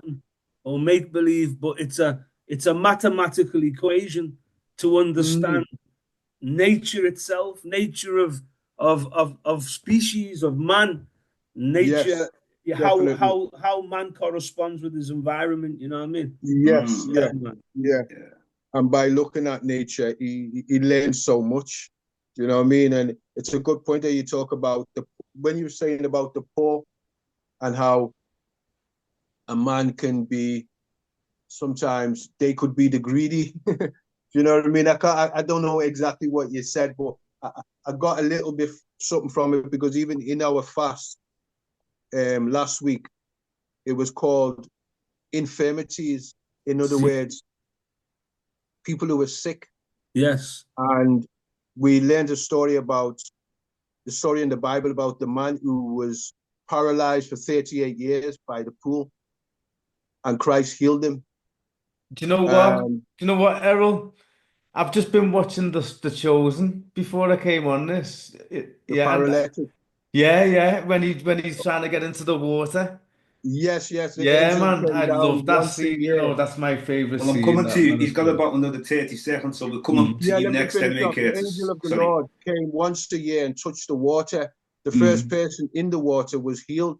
mm, Mm, And obviously, Christ asked the man, "Do you want to be healed?" And he yeah. says, "Well, every time, the water's stirred, there's no one to carry me down." So he Mm, says to him, "Pick up your bed and walk." yeah. And instantly the man was healed. But Yeah, the, man. the thing about it, what I'm relating to what Nix was saying about the poor, Mm. is that same man became a witness against Christ, Oh, did even he? though Yeah. Christ had healed him. That Wow. same man was very ungrateful. He spat in the Lord's face, slapped him in his face, and done all manner of things. And he was one of the witnesses that the Pharisees brought to crucify Christ, Wow. ironically, you know. Yeah. So sometimes people can be ungrateful as Yes. Was that well, in the even was in the that in process. the secret court with Caiaphas though, wasn't it? Yes, yes, he yes. did He was a secret trial, one of the didn't he? Yeah. witnesses. Yeah. Yeah, well, he was one of the witnesses. And the well, blind man Curtis, as well. your turn now anyway. So if you want to Mm. continue into what Errol's saying, that's up to you, because otherwise the No, time would just be, yeah, just because yeah, it's just funny that I'd only just yeah. watched that before we The jumped on. same That was all. episode. Okay, yeah. Yeah, Go on, man. Curtis. Carry on, Curtis, what you're saying. That's it. No, it's the synchronization, isn't it? It's that like you've seen something, and because Errol's talking about it, it just hits you, doesn't it? Because Yeah, it's a man. synchronicity in it, man. Mm, Mm, You know what I mm. mean? yeah. For real, man. Curtis, anything to add on, or you want to bring? I don't think of anything right now, bro. No, the only thing that I was meant to mention earlier on actually was about the Caribbean Centre and that, because remember we had source books. We were talking about them, weren't you? Yeah, the other week, yeah. Mm, Yeah, source books. We haven't got anything like that now. You know what I mean? Even yeah. the Lodge Lane Library's gone. And Yeah, it's Windsor crucial you Library. talk about source books, Curtis, because it was through source books that Mm, many of the Afrocentrics like Leonard Jeffries and people like that started to come to Liverpool, yeah, you yeah. know, who Mm, Adam Hussein, Ibrahim, yeah. Osiefa, and people like that who brought, Dr. Jan Carew, Mm, Leonard Jeffries, and such likes. And that was yeah. it was a powerful time in the 90s, man. It was in the early It 90s, really man. was. That was peaking, wasn't it? It was. It was a Yeah, good learning it process that was time. yeah, because people were doing pamphlets for the community and all that, man. Remember about Kemet and all that kind of We had, stuff, and yes, man, we had a it was a lecture proper every month. Renaissance time, wasn't it? That Mm. It really definitely. was. It really Yeah, was. man. Source books played a massive part in that Renaissance, Mm, and opened up a lot of books that people could get to read. You know what I mean? That they'd yeah. never, didn't have no access to. But source books was a crucial Oh, it was instrument in amazing. them Yeah. days, man. Give thanks for Adam Hussein and Yeah, man. Yeah. Good people like man, that, Jack. man. Oh, You for know real. what? Good If man. I can move to, I'm going to then move to Patrick. If you still got another bit of time Yeah. left, Curtis, but if you don't want to use it, I can go to the Patrick's up to you. Oh, Okay. it's like Congress in the States, isn't it? When you get your 2 minutes or so. And Go on, also, yeah. when you're giving someone else time to talk, they're using your time. So just you got to be mindful of your time. You know what I mean? I just know what Mm. you're saying afterwards. You didn't get enough time. So I'm trying to be fair with everyone. Just letting you know. Oh no, the time I said that is because everyone was started cutting me off. You've done it a few times yourself, anyway. You've cut a few times, isn't Did I? it? Yeah, yeah. But anyway, besides the points, some things are fun and games and that. But. But Patrick, go where Yeah, you need to just go, bro. quickly, source books, brilliant. My first history book I got from there was Mm. Blacks in Science, Ancient and Modern by Edmund von Sertima. You know what I mean? That was the Powerful. first real history book I got and read, you know what I mean? But yeah, great, great place. But just to do not an overview, but a quick overview of some great structures in African civilizations. I mentioned Benin way early back in the beginning of the podcast, and they had a great um, complex, you know what I mean, royal palaces and this and that, and the wall. The wall complex was supposed to Mm. be, longer than the Great Wall of China. You know what I Isn't it mean? 5 times longer? I think. And Yeah. um, massive structure, massive complexes. Mm. And unfortunately, and you know, the bed in bronzes, the head sculptures that they done, you know, the shells that they made, you know, these are like works of art. You know, the head sculptures look like they basically put it on somebody's head and molded it. You know what I mean? There's that much likeness of them. You know what I mean? And they're great structures, and that great Benin City. You know, the British burnt that down in 1897, destroyed it. You know, they done similar things in Ghana to giant complexes in there, and you know, and all over the place. They done it. The Portuguese done similar things. The French in other parts of Africa. They didn't just conquer places. They destroyed things and then used that newfound term of race and superiority complex to then say Africa had nothing, it's got no history, it's got no nothing. And all these artifacts, you can go in any museum in any major city of the world, and it's full of them. The basement's full of them. So all these things they say Africa hasn't got. In some ways, you know, they own them, they've got them in their museums, rammed out, you know what I mean? So great structures like that, great structures. You know, Errol mentioned the Lalibela churches earlier on. You know what I mean? The most famous, you know, the Church of St. George. From above, you see it in the shape of a cross. When I talk about them in schools, I always tell children, effectively, these are statues. If you know what a statue is, it's one piece of rock carved into something. That's what these are, statues. And they're not just an outline building, they're hollowed out inside so you can go in them. You know what I mean? So the feat of engineering is just magnificent. You know, it's off the scale. But that destruction of Africa, you know what I mean, began after the so-called abolition. I said I wasn't going to mention slavery, but I'm not going to go into that. But just to talk about, that's a quick 3 minutes, that, but just to talk about 30 seconds before you said, you know, the Berlin Conference of 1884, 85, you know what I mean, which divided up Africa, and then what was mentioned before by Nick's about these false lines and chopping countries. You said it yourself, James, Togo and this place and that place. Because what happened is like natural barriers, where the Yoruba nation was, the natural barrier might be a forest, a river, a mountain range, you know, a hill range, or open grassland. They were natural barriers, and they just created mad shapes and called it this and called it that, which divided families, divided communities, and then if they tried to cross would cause conflict with them.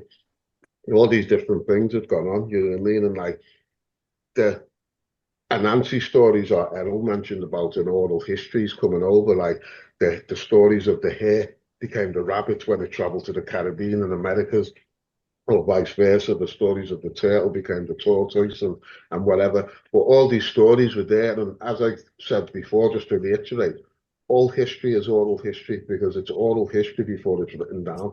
So it is the most powerful source of history, you know what I mean? Because it's spoken about before somebody decides to write it down and disseminate it. You know, even to this day, it's still the same. You know what I mean? Things are spoken. They'll hear a lecture in a university, blah, blah, becomes a paper, a thesis, becomes a book. You know what I mean? So it began as oral history for someone spoken and so on. So, interesting. Yeah. And I like your philosophy on speaking about the natural borders and that, you know, nature creates the borders, shouldn't be man, isn't it? You know what I mean? So brilliant point that, Patrick. Raz, come to you now, my brother.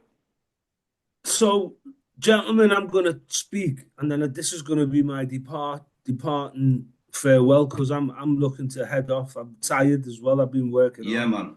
So, like, I was supposed to fly out tomorrow, but it's going to be Tuesday or Wednesday. They said they were going to let me know today, but it hasn't been confirmed. Good luck, so I'm just ready to go. Yeah, I'm just ready to go back into Rwanda, but I'm going to touch up. I'm going to spend a few days in Addis Ababa, and I'm going to go to Tanzania as well. Going to be gone about five weeks. You know what I mean? So yeah, I'm looking forward to it, man. I think you know, like. I think Errol makes a good point, you know, because, you know, like when we say Africa, it's so wide, right? So, like, historic and rich. You got, like, even in one country, you could have 200 tribes, right?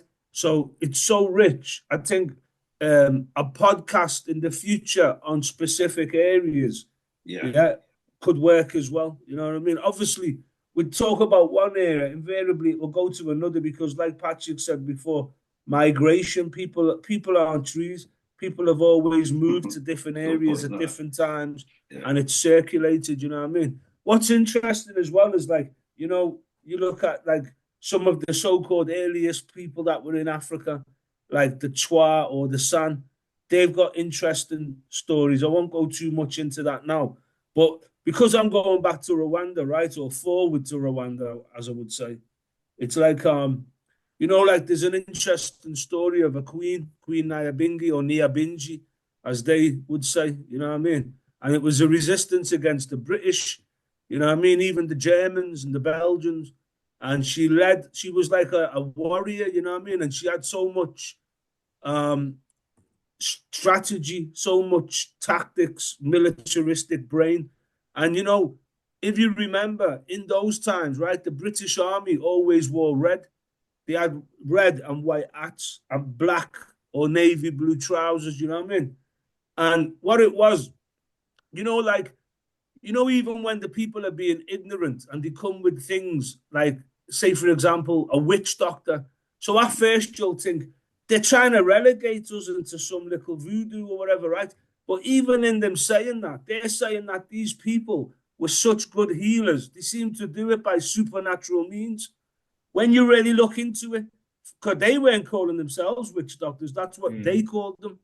And when they were fighting the British, right, Queen Ayabingi and the followers, you know what I mean? I think the name was Mahumuza, right? And so they would dress in greens, you know, like use leaf and foliage to disguise themselves. And when the British or the Belgians, they'll say these people are magic. They just popped up out of nowhere.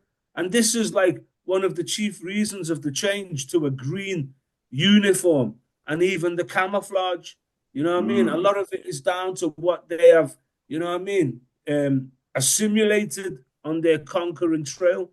But this woman was a great woman, but she was captured by the British and kept in a prison till she died. You know what I mean? But in, say, like the Caribbean and Jamaica in particular, the whole resistance, you know, because when it comes to Rasta, you've got like your religious side as well, and you've got that resistance as well to colonialism. Like we would say, death to all black and white oppressors, not just white oppressors. And there's more than just black and white in the world. You have all different shades, you know what I'm saying? So we're not going to get too caught up on that. But there's just so much that we can talk about. For me, I'm just kind of overjoyed, you know what I mean? And when we looked at the borders, like we spoke about these man-made borders, what is now Rwanda or northern Rwanda and what is now southern Uganda going across to Burundi and even Tanzania was the range of the Nyabingi Empire, you know what I mean? And many different queens would take on that mantle, you know. So it was like the Lion of Judah. Like the Lion of Judah could be any servant emperor that was deemed fit in Ethiopia. And it was the same with these females, these queens. If they were worthy, they took up that mantle of Nyabingi. We would say Nyabingi.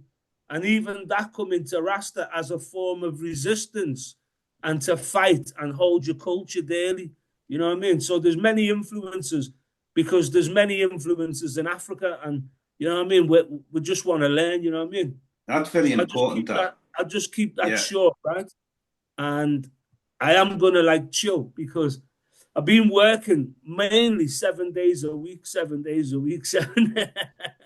now it's time to chill. I like the way you made your point about the healers as well, because this is very important, because with spirituality, how it's been demonized, and there's different ways how it's been demonized, you know, at the end of the day, you know, we have science and we have spirituality, but the way they can complement one another, they don't have to be at odds. The same way as, for example, you could have spirituality and you can have religion as well. They don't have to be at odds. But I think what the problem is, Raz, is when, for example, someone might study some scriptures and demonize African spirituality through that, because there's different ways people play. Do you know what I'm saying? Well, there was a singer called Rod Taylor. Errol knows Rod Taylor. And this was like when we were youths and when we were learning about our African tradition. I had my grandfather, but one of the greatest vehicles was roots rock reggae music, you know what I mean? And so you had Rod Taylor. Rod Taylor was saying, King David, he was a black man. King Solomon, he was a black man. King Moses, he was a black man from Africa. Yeah. So this is like, it's not like, who are the Hebrews? We'll talk about it another time, because the Igbos have a tradition, Igbo and Hebrew, which is very, very similar. We'll get into that another time. They're also known as the Jews of Nigeria. Yeah. Well, we Yeah. all know about this migrations and all that. Yeah, you know. yeah. It's like you said, you just made a brilliant point before. Humans are not trees, Yeah. and able to just move where we move. Move. You know what I mean? Look at the Dogon people. The Yes. Dogon people, they have a story come from Kemet. And what it basically seems to be is that Sahara, the Green Sahara, because a lot of these people in oral history, but also through research. I just had a brother on before, Asa Imhotep, brilliant on the linguistics and the Proto-Bantu. And he starts the Bantu and the linguistic from the Great Lakes region.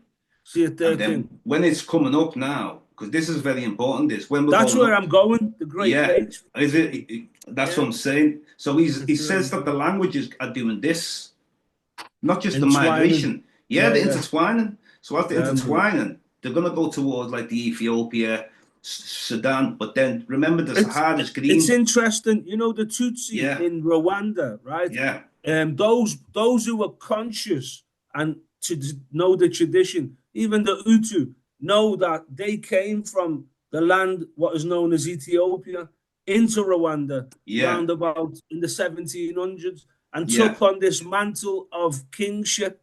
You know what I mean? Even though they were the minority, and some of these differences fed into many tribal fractions, accumulating into like 1993, which was a terrible thing. That's something that we could do in a podcast another time. I might.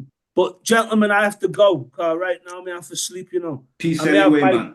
May have my passport. You know. May have my passport.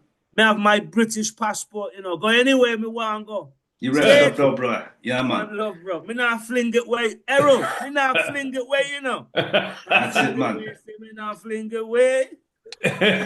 we talk anyway. We'll talk anyway. Yeah.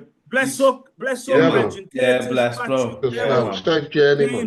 Respect, peace, bro. Peace and love, bro. Now, this is very important. Hey, great podcast, by the way. Respect every time. I've enjoyed this one as well. But respect. I allowed Braz to eat into some of my time then. I'm going. Sorry, guys. No, it's all good. You know what I mean? I'll just go for another little minute or something. Rastafari. Bless up, yeah? Peace, brother. Yeah, man. Interesting, you know, some of these things that, like we were talking about the Sahara, you know what I'm saying? And then, don't forget that was Braz come. I was using his time, and I was coming to this time. But anyway, yeah, so this, like I say, about the Great Lakes region anyway, and then the languages. This is, I was speaking to Asa Imhotep, who was under Philopabenga, basically.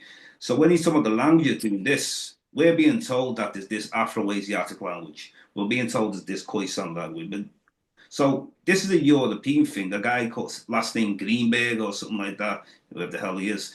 And he's tried to put these language families in a very difficult way.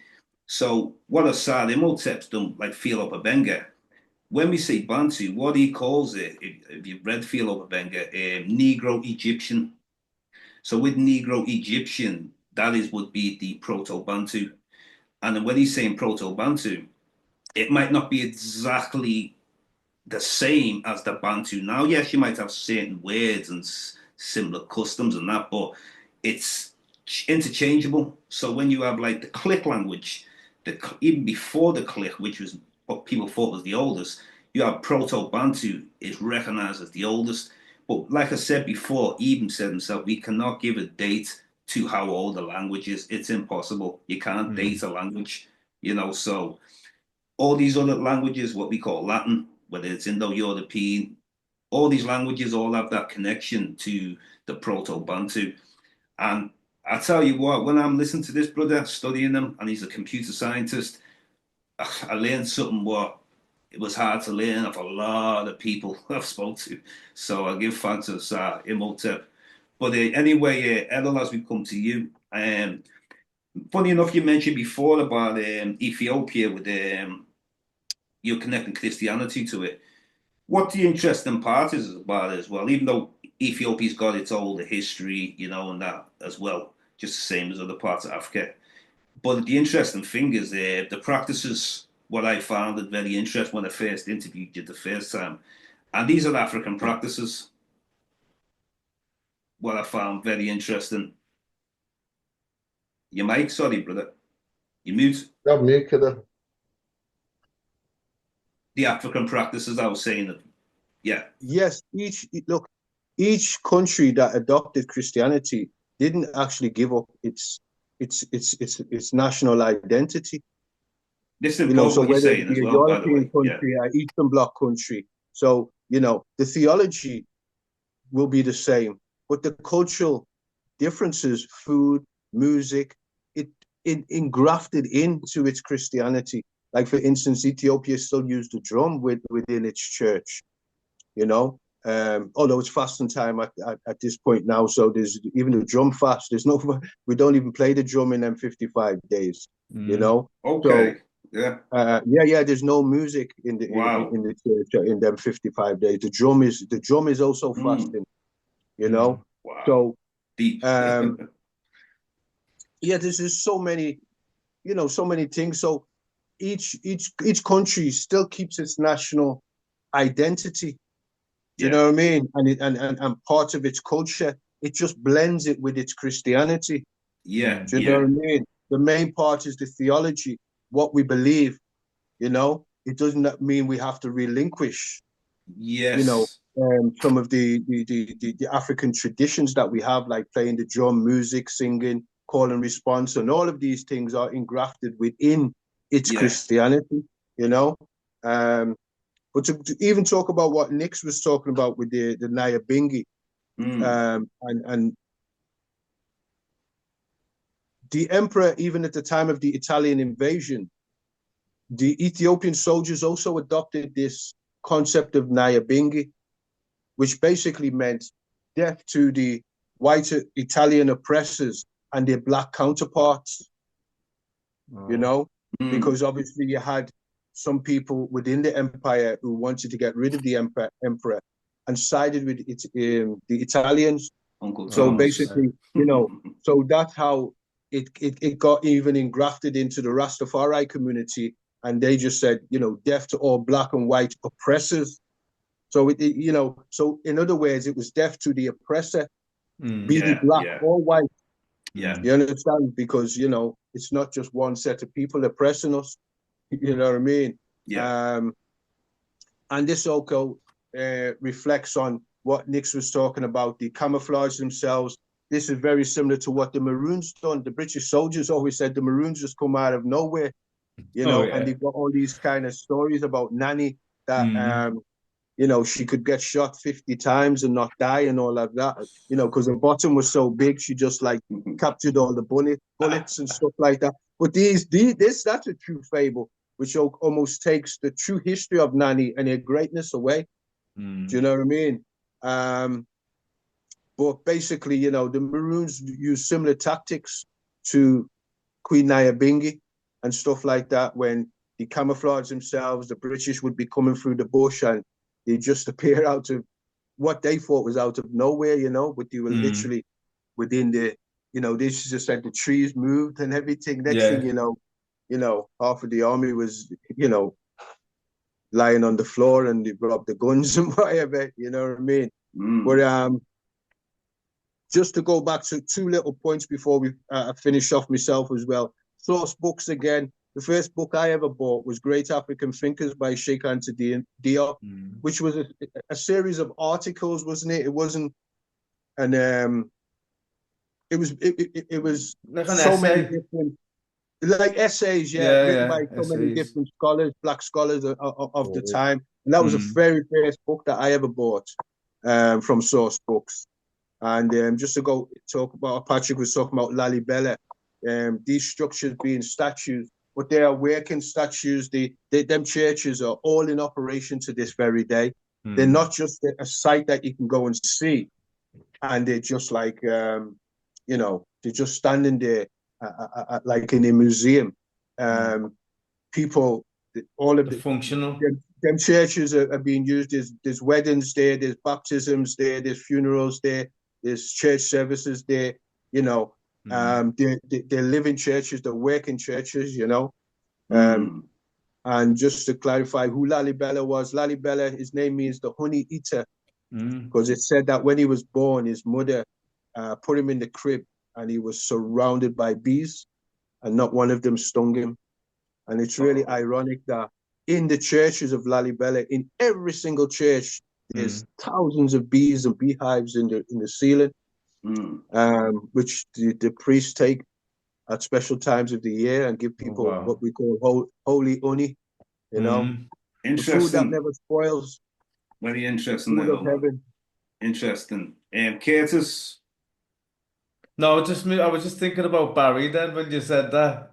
Yeah. You know what I mean? Because he never gets stung. He never gets stung, does he? Yeah. Barry never gets stung. Yeah. He doesn't wear a suit, does he? Curtis, I wanted to ask a question as well. You see, when I was speaking to Errol just before about the practices, and these practices also exist in Africa a long time. You do veganism sometimes. Are you a vegan? Or am I wrong? Yeah, I mean, I dabble with it. I've stopped being fully vegan because I had vitamin B deficiency, B12 deficiency. So I had to get injections for So that. do you not eat meat, basically? I know it's milk and eggs and stuff, but do you not eat meat? No, I don't eat meat anymore. I stopped eating chicken about 25 years ago. Like beef, lamb, any meats you don't eat, is it? Or fish? Do you eat It was fish? chicken in particular, and I think I've told you this before, that not long after I gave up having chicken, because I wasn't eating chicken, I was pescatarian from 15 to 21. I don't know Franco Rumsey, but Frankie Banton. He turned up with some chicken one day, man, from the chippy, and then I started eating chicken again, and that was just before I went to South Africa. But the chicken in South Africa is chicken, Yeah. as in like it's actually brown meat. Yeah. It's not white meat. Yeah, it's just brown, but they're healthy. What was your reason for becoming vegan? I'm just trying to figure out. Like, was it just because what was your reason? I'm just wondering why. What purpose? Because meat and fish creates a lot of mucus in your body, Okay. that causes inflammation. No, it depends on the meat, to be honest with you, and where you get it from. But if it's organic, like even when I moved in here, which was about 11 years ago, into this house now, I'd have steak about 3 times a year. Just that was it. Do you know what I mean? But yeah, and then during COVID, I was smashing its head in on the CMOS. Yeah, man, I was getting it from Danny's, and so I was making all different kind, because you can make a nice pies with CMOS in it and stuff like that, and gravy. You can make great gravy out of it. So yeah, I've just dabbled with it for health reasons more than anything. It's like a political vegan who's like gonna like stop people from screaming at people for killing animals because, you know. But yeah, and then now my daughter lives with me. She's got me eating fish sometimes, which I hadn't eaten fish for ages, but I have a bit of mackerel now and then. But I only asked that because I thought it might have been like because I know, like you said, so you've done like studies on it, the health side of it. But I was only asking because of like say like where Errol did veganism so many days a week, and obviously the ancient Africans sometimes there was times where they wouldn't eat meat, or there'd be times like they would be fasting. There's times where they're not even going to go crops on a particular land, looking at the earth, treating it like as a human in some ways, or let things cleanse, let the lands cleanse, letting your body cleanse. Yeah, that's what it's down to, really, isn't it? Yeah. I did that a couple of mornings ago. I got up, and I know, like, you just automatically think you've got to eat breakfast and stuff like that. So instead, I just made a cup of green tea, and then Shilajit. I It's don't like know a that one. resin. It's a resin. It's highly antioxidant, like massively. Like it Mm. fights cancer and stuff. It looks like a piece of solid, if you know what I'm saying. Do you know what I mean? But it looks like that. It looks like a little piece of licorice, sort of. Like it's quite hard, like. But I've got this powder I got from Morocco. I take so I just sometimes have that, and I put green cardamom in it, and I put cloves in, and Mm. what else do I put in? That stuff anyway, and yeah, and that's that cloves can kill any parasites that are in your gut. I mean, you can't have loads of them because it could have an adverse effect. But so I like fast intermittently sometimes just to give me gut a regeneration and things like that. Well, that's good anyway. It's, this is the ancestors as well, so Yeah, man. interesting nature. Mm, Patrick? Yeah, just I want to touch on like medicines and that myself, you know what I mean? A little bit about, the ancient um cultures and what they've done. But just our kid was talking about Lalibela and that as well, because even when it was built as correct me if I'm wrong, the New Jerusalem, wasn't it? Because at the Yeah, time it yeah. was built, all these crusades had been going on, and that part of the land was inaccessible, you know what I mean? Because there's constant wars there and whatever. And the end of the 12th century, um, during his rule into the early parts of the 13th century, he, these churches were built.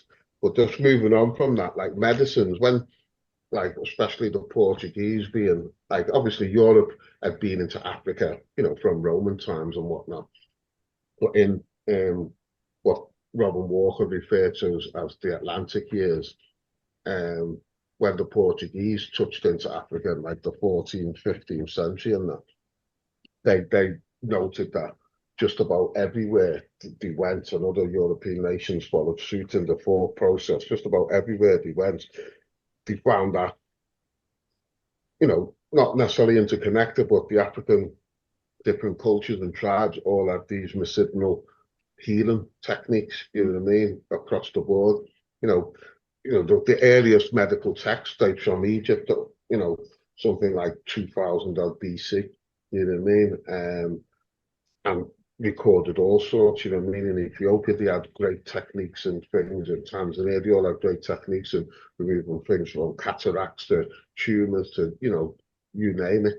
You know what I mean? They were doing prosthetic limbs, the available to see in the Cairo Museum, you know what I mean? False toes and whatnot, all these different things. So, and then a lot of the techniques were like not even known in Europe at that time, you know what I mean? And people died of certain illnesses there that were easily treated in parts of Africa, you know what I mean? And earlier, James, you mentioned Dogons, Mm. like the Dogons, just like a lot of cultures in the past were great astronomers, you know what I mean? And Yeah. they looked into the stars and they were able to map Sirius B, a little dwarf star that circled near Yeah. Sirius A, you know what I mean, Yeah, hundreds man. of years before European astronomers knew about it, you know what I mean? And like the images that you draw, you get the modern satellite pictures and put them together, and it just fits almost exactly the same, you know what I mean? So obviously, Mm. however they come across that, they have their techniques of study and whatever. And we know the ancients studied these things regular anyway, you know Yeah. what I mean? The stars and this and that, and across the board. Um, just to finish off about what you call it, making stuff smelted and stuff like that. I mentioned we talked about Tanzania earlier on. They had like a great technique you mentioned about the coins, you know what I mean? Because they were one of a few nations that Mm. actually made gold coins, you know what I mean? And Yeah. they went all over the place as well. And also they had a technique where they would make like a ceramic or mud, whatever you want to call it, like thing. That's how they was making a vase or a head, you know what I mean? They put that and then they would make another one slightly bigger. Well, they would cover it with, I think, beeswax or some type of wax, and then they'd make another like ceramic thing, so there'd be like a little thin gap in between it. And then when they heated that up, the wax would melt and leave the hollow, and then they would pour steel or copper and stuff into that gap, and then break away the ceramics and have that brilliantly done sculpture. You know what I mean? And they were doing that. They were smelting these things like I said 2,000 years ago, where the same type of heats that they used to melt the various metals and steels and combinations, alloys of lead, copper, and whatever, were done in Europe until like the 19th century, mid 1800s. You know what I mean? And these were doing this like 2,000 years before. And there's evidence of these things, obviously, in the remains of them and some of the kilns that they used at the time, even though they still didn't know how they generated them heats.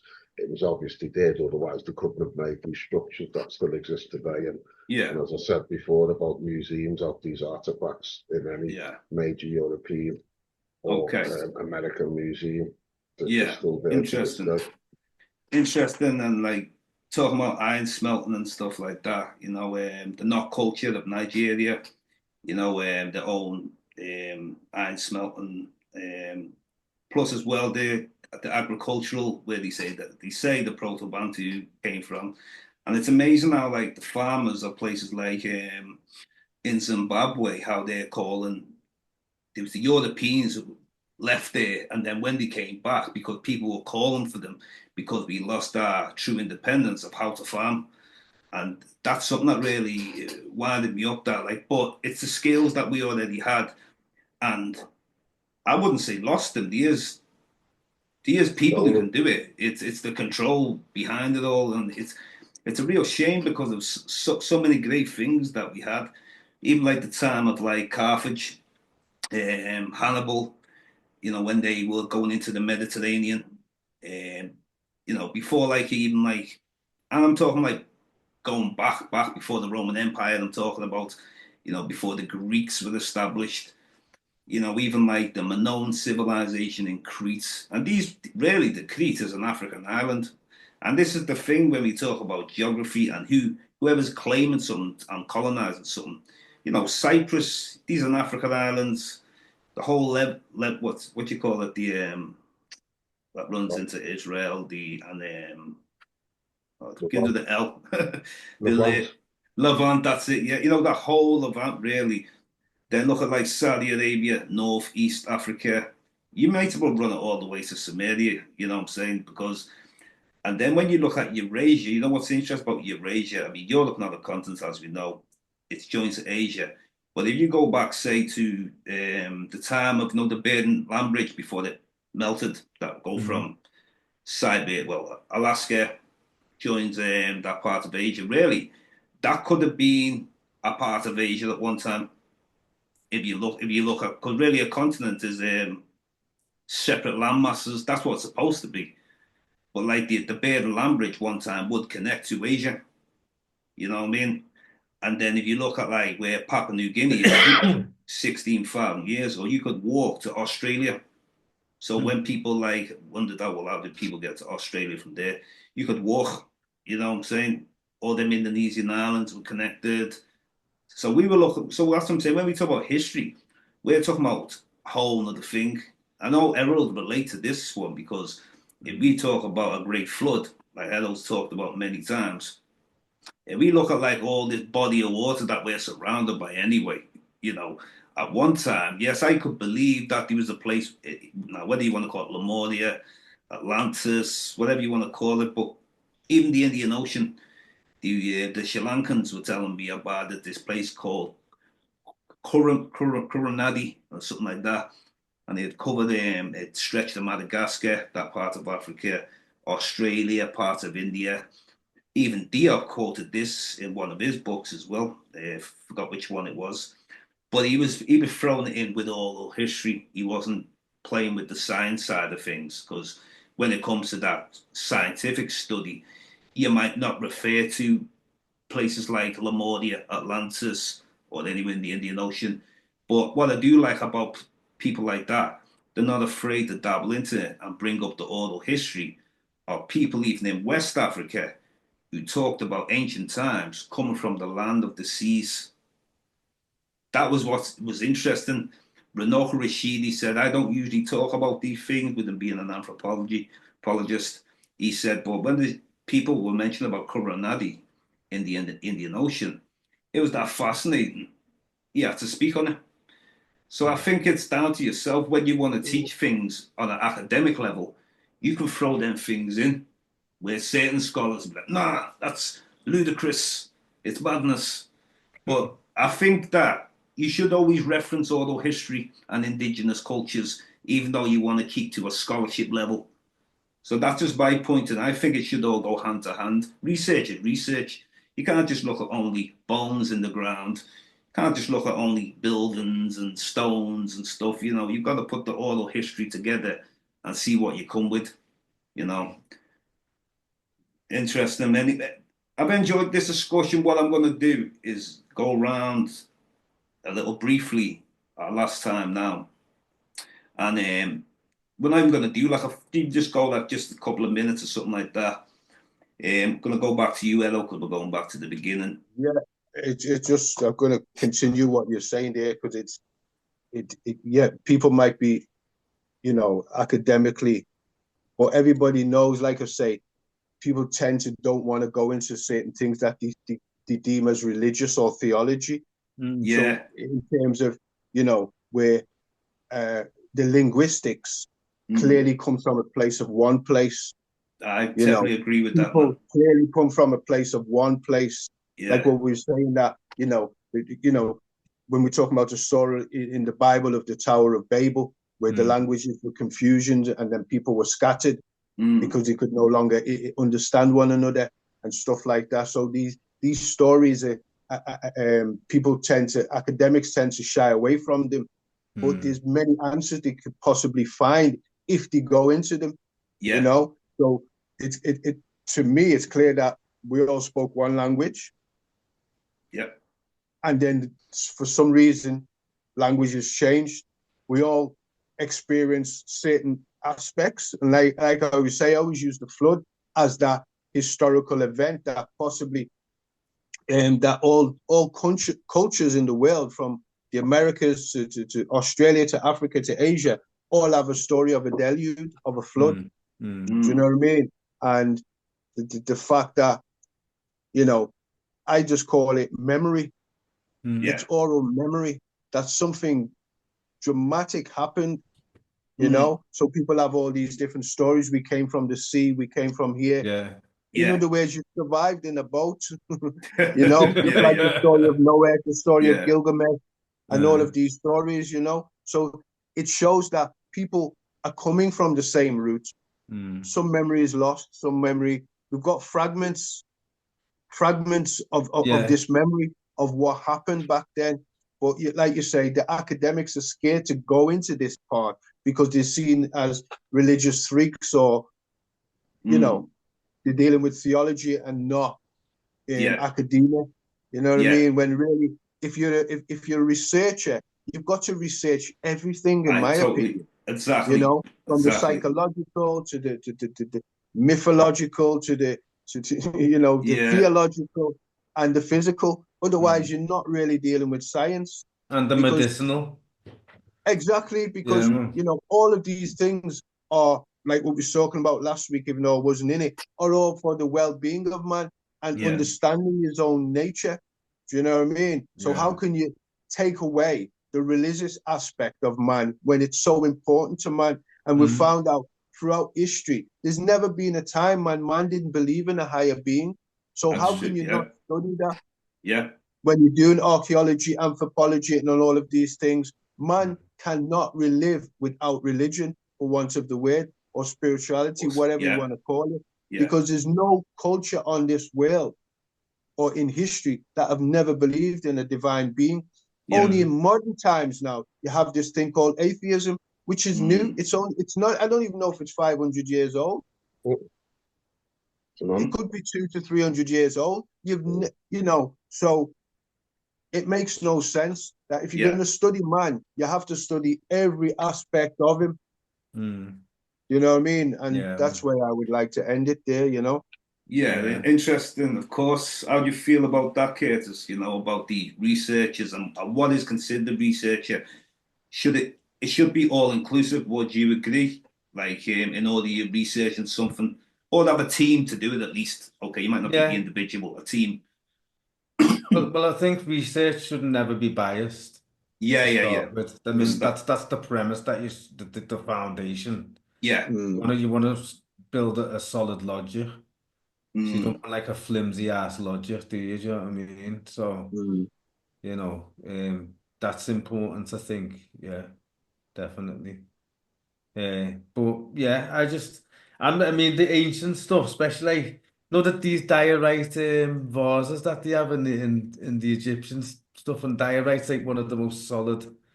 It's not that it's solid, so much that it's got different types of minerals in it, so it can be dead fragile. But the way they can do a neck of a bottle that's made out of stone, that one of the hardest stones that you've got, like one slip and you've destroyed the whole thing, but it's got a neck. Did you know what I mean? Now, how do you do that? How do you get the pressure to go upwards and sideways to make a neck? That's easy to do with a bottle. You blow glass or whatever and make a bottle, a glass bottle. But to do that out of like a solid, that's just so mysterious. That, but you know, in Cambodia, Angkor Wat. I went there. Yeah, did you? You know the way those big, know those trees with the roots, and they've eaten into the rock. Yeah, because they I went to produce that. a chemical. I can't remember what it's called. They produce a chemical. That's why even like a dandelion seed can go on the top of a cliff and break the cliff. Do you know what I mean? Like I've got Budlier out the back in the wall, but it's destroying the wall. Do you know what I'm saying? And They're brilliant. I Them just trees are find that. brilliant. Yeah, but don't you think, you know, even like these cyclopean, not the cyclopean word, what are the other ones? No, which ones I mean, where they fit them all in, like they have in Peru, and it's everywhere in it. No, where they fit them and no one knows whether it was actually stone or a Yeah, the composite. big ones are in Sacsayhuaman in Peru. Yeah, and that's just astonishing. So I reckon they've got that fluid and somehow made it sort of commercial in a sense. Because how do you melt all these rocks and stuff like that, and like how smooth they are, and some of them look like they've literally been molded. Not that they have, but they're so perfectly symmetrical. You know, some of the gods that you see, Yeah. and they're made out of not granite. What's the other one? Basalt. Yeah. Basalt. Do you know what I mean? So when you see them, they're completely symmetrical, like perfectly. Yeah, it's just I just find that astonishing, man. It's crazy. It's just, and with these things we were talking about before, the pillars, I can't wait to see what happens with this, because this is gonna go massive soon. Like it's a massive breakthrough, and like no one anticipated it. I think we're in times now of massive breakthroughs now. Maybe it's not just because scientifically there's a spiritual revolution going on as well, Yeah, for which real. it's deep. I don't. It is, yeah. I think Patrick. people need some level of spirituality. Yeah, of course, definitely. I've always been on that tip, you know, definitely.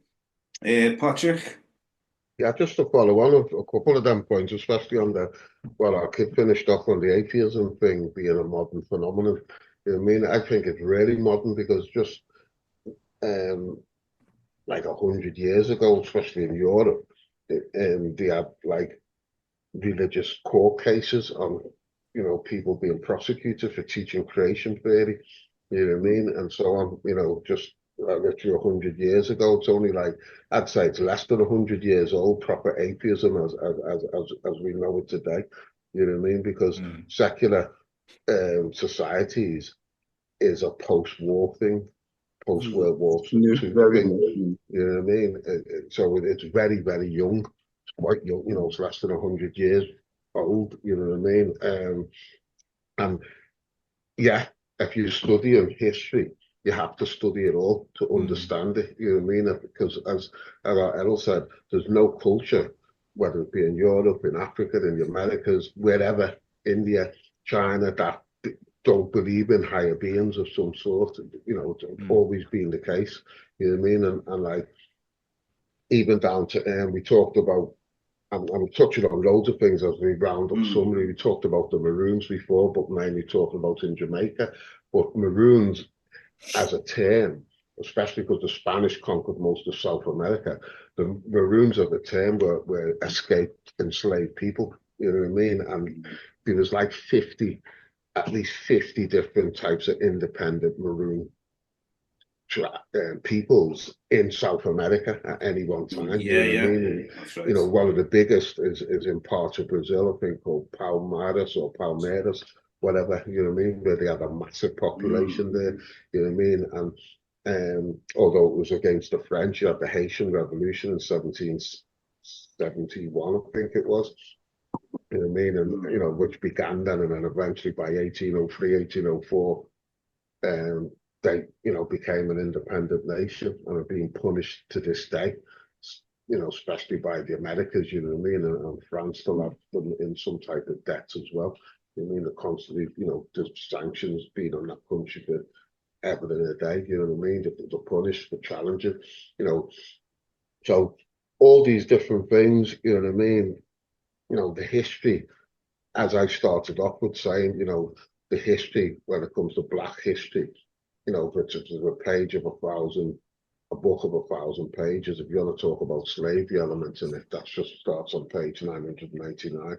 But then what 999 pages can take in Black history going back a long time, you know, before the colonial incursions into Africa. And when I say colonial, I'm even talking about the Greco and Roman, you know, so we're going back to BC with the Greeks, 300 odd BC, and even the Romans, because, you know, they conquered Egypt from Greece in something like 49, 40 BC. You know what I mean? And like one thing we talked about the Benga and Diop. I mentioned, you know, you brought them up, and I mentioned about the challenge like 80 odd scholars, just the two of them in that conference in 1974.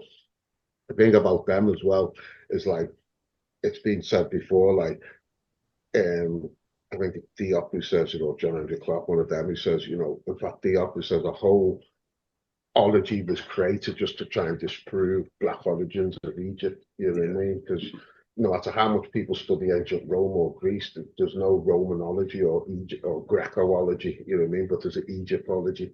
There's a whole ology being created out of this place. You know what I mean? Because what they call the Middle East generally takes in part of what is geographically known as the Sinai Peninsula, which is only separated by the what you call it, is it the Persian Gulf? Not the Persian Gulf. Oh, the canal, the Suez Canal. Sorry, the Suez Canal Yeah. chops it, dissects it. Yeah. But that Sinai Peninsula, you know, just like My phone's gonna die. You have to wrap up quick. Yeah, I'm finishing off now. Just like you have Spain and Portugal as a giant peninsula as part of Europe, that Sinai Peninsula, going back just over 100 years, was on any ancient map is called Africa as well. Yeah. You know what I mean? That term Middle East is a relatively new term, maybe 100 years old, if that. You know what I mean? So you know, the history is vast, and there's so much more. We covered a lot of places and time spans, which was great. And we could do a podcast just on each one, you know what I mean, and last forever. You know what I mean? Well, but it's been a really interesting debate. So yeah, I'm grateful for being part of it and look forward to more of them. Well, there's always more to come anyway. You know, I'm starting to get more into them now as well, and working on a group, because I think with the group thing, I've been, you know, interviewing people individually. I still get something from that, you know.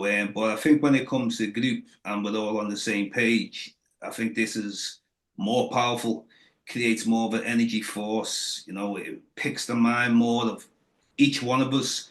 You know, brainstorms, and this is very important. I took on the advice of Professor Carver, when he said that as black people are too much studying as individuals, and it's taken us longer.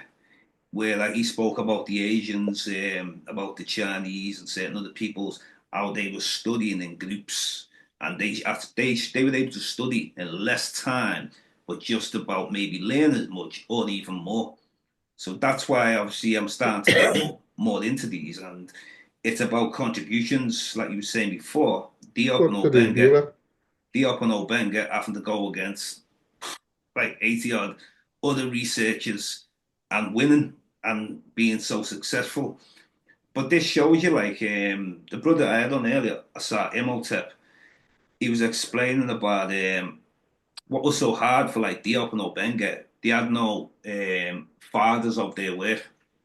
You know what I mean? So like, even though you've got like the new researchers, they've got like a foundation because they built the foundations. That's what's so amazing about these. But there's just too much work that these mans had to do. You know what I mean? I know Philo Babenga, he's possibly still alive, maybe, but he's a bit young. And Diop, maybe he's about 89, 90. But Diop died quite young. You know, when you think about that, like, and this is another thing, he studied that hard. I mean, I don't know what the cause of his death was. I don't know if he was killed or mysteriously, or he died quite young, though, Sheikh Anta Diop, you know. Okay. But yeah, anyway, really enjoyed today anyway, and it's about us telling our own history, and then we can't just keep having this whitewash, you know. I'm getting fed up with it. Everyone's getting fed up with it. So yeah, so hopefully again we'll meet up again in the next. Well, I'm after I've done my vacation, and definitely I appreciate all your time and all your efforts as well. Brilliant contribution from everybody, you know. Yeah, So man. I think what Nick's was saying is that we need to pick a area yeah, and go away and do some research individually on the one, whether it be a book or a certain Yeah, I've said this myself. civilization or something like that, and then we can all come back and share different aspects of what Mm, we've learned. Do you know what I yeah. mean? And so on we've this, got a direct focus. These yeah, talks are good, definitely. And remember, even if you're dealing with one topic, you're still going to branch off to other things. But yeah. at least we'll have a more of a direct focus, and I think this would Yeah. be good for the audience as well.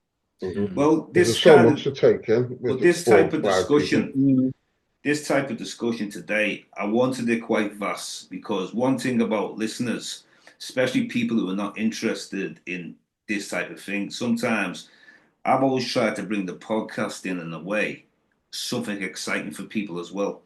Sometimes people learning and they can get bored or disinterested. Sometimes, you know what I mean? I'm just going by a lot of feedback. Sometimes I look at the YouTube comments on me stuff. Sometimes I'm speaking to different people's. But yeah, definitely I do agree with what you're saying. And whatever we're doing is it, if we can expand it rather than be limited. Because remember, Yeah, limitation, I feel the limitations more of like European research and how they view the world in a very tunnel vision.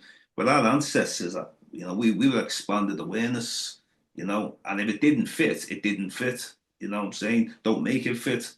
You know what I'm saying? I've said it a few times. You know, there's going to be certain books that we've all read or have good knowledge of. You know what I mean? And we should do that because it you know gives more an in-depth debate on a certain topic. You know what I mean? yeah, So, it does. and you know, even if we said, well, okay, in a month's time we're going to talk about blah blah book. So There was actually a book if you there. haven't read it, you know, we could, you know, if It- someone's got the book, even if it's on yeah. PDF, a month's more than long enough to read a book. I You know don't what know I if mean? you've read, Patrick, I don't know if you've read the Sybils, but if you remember, Curtis, me, you, Raz, and Terence, when we did a discussion and we said we should all read Sybils. What's it called? I don't remember Sybils, that. Symbols. Sybils, it's like basically African prophecies, and Oh, it's deep though. Because I was like speaking about prophecies one time, and he said, "Boy, Who's the author? When you say African prophecies, from what region? um, And particularly round Kemet, but it's also interlinked. What I'll do, I'll just forward you it on WhatsApp because there's different volumes, you see. So really, you know, Okay. you got to start with the That first. that might be too much to start off with if there's different volumes. Well, If that some was the only books are thing. hundreds of pages each, and if there's several Yeah. volumes, you know, you need to just do a book which is 200-300 pages, and we can, Yeah. you know, look at that. Yeah. But it was just So- the reason that was just basically because we were interested in, like, you know, we need to more about African prophecies. So Carver said, you know, start with the first one. But yeah, man. But we'll get on that, and like I said, brilliant discussion today, man. Yeah, I've enjoyed that, man. And it flowed nice. That's important when it flows nice. You know what I mean? It was in motion, perfect motion today. So I'll let you all chill out, man. James Diboe and Discovering, dedicated to original peoples. Peace. One love. All right. Peace, One love. brothers. Nice one. Yeah, man.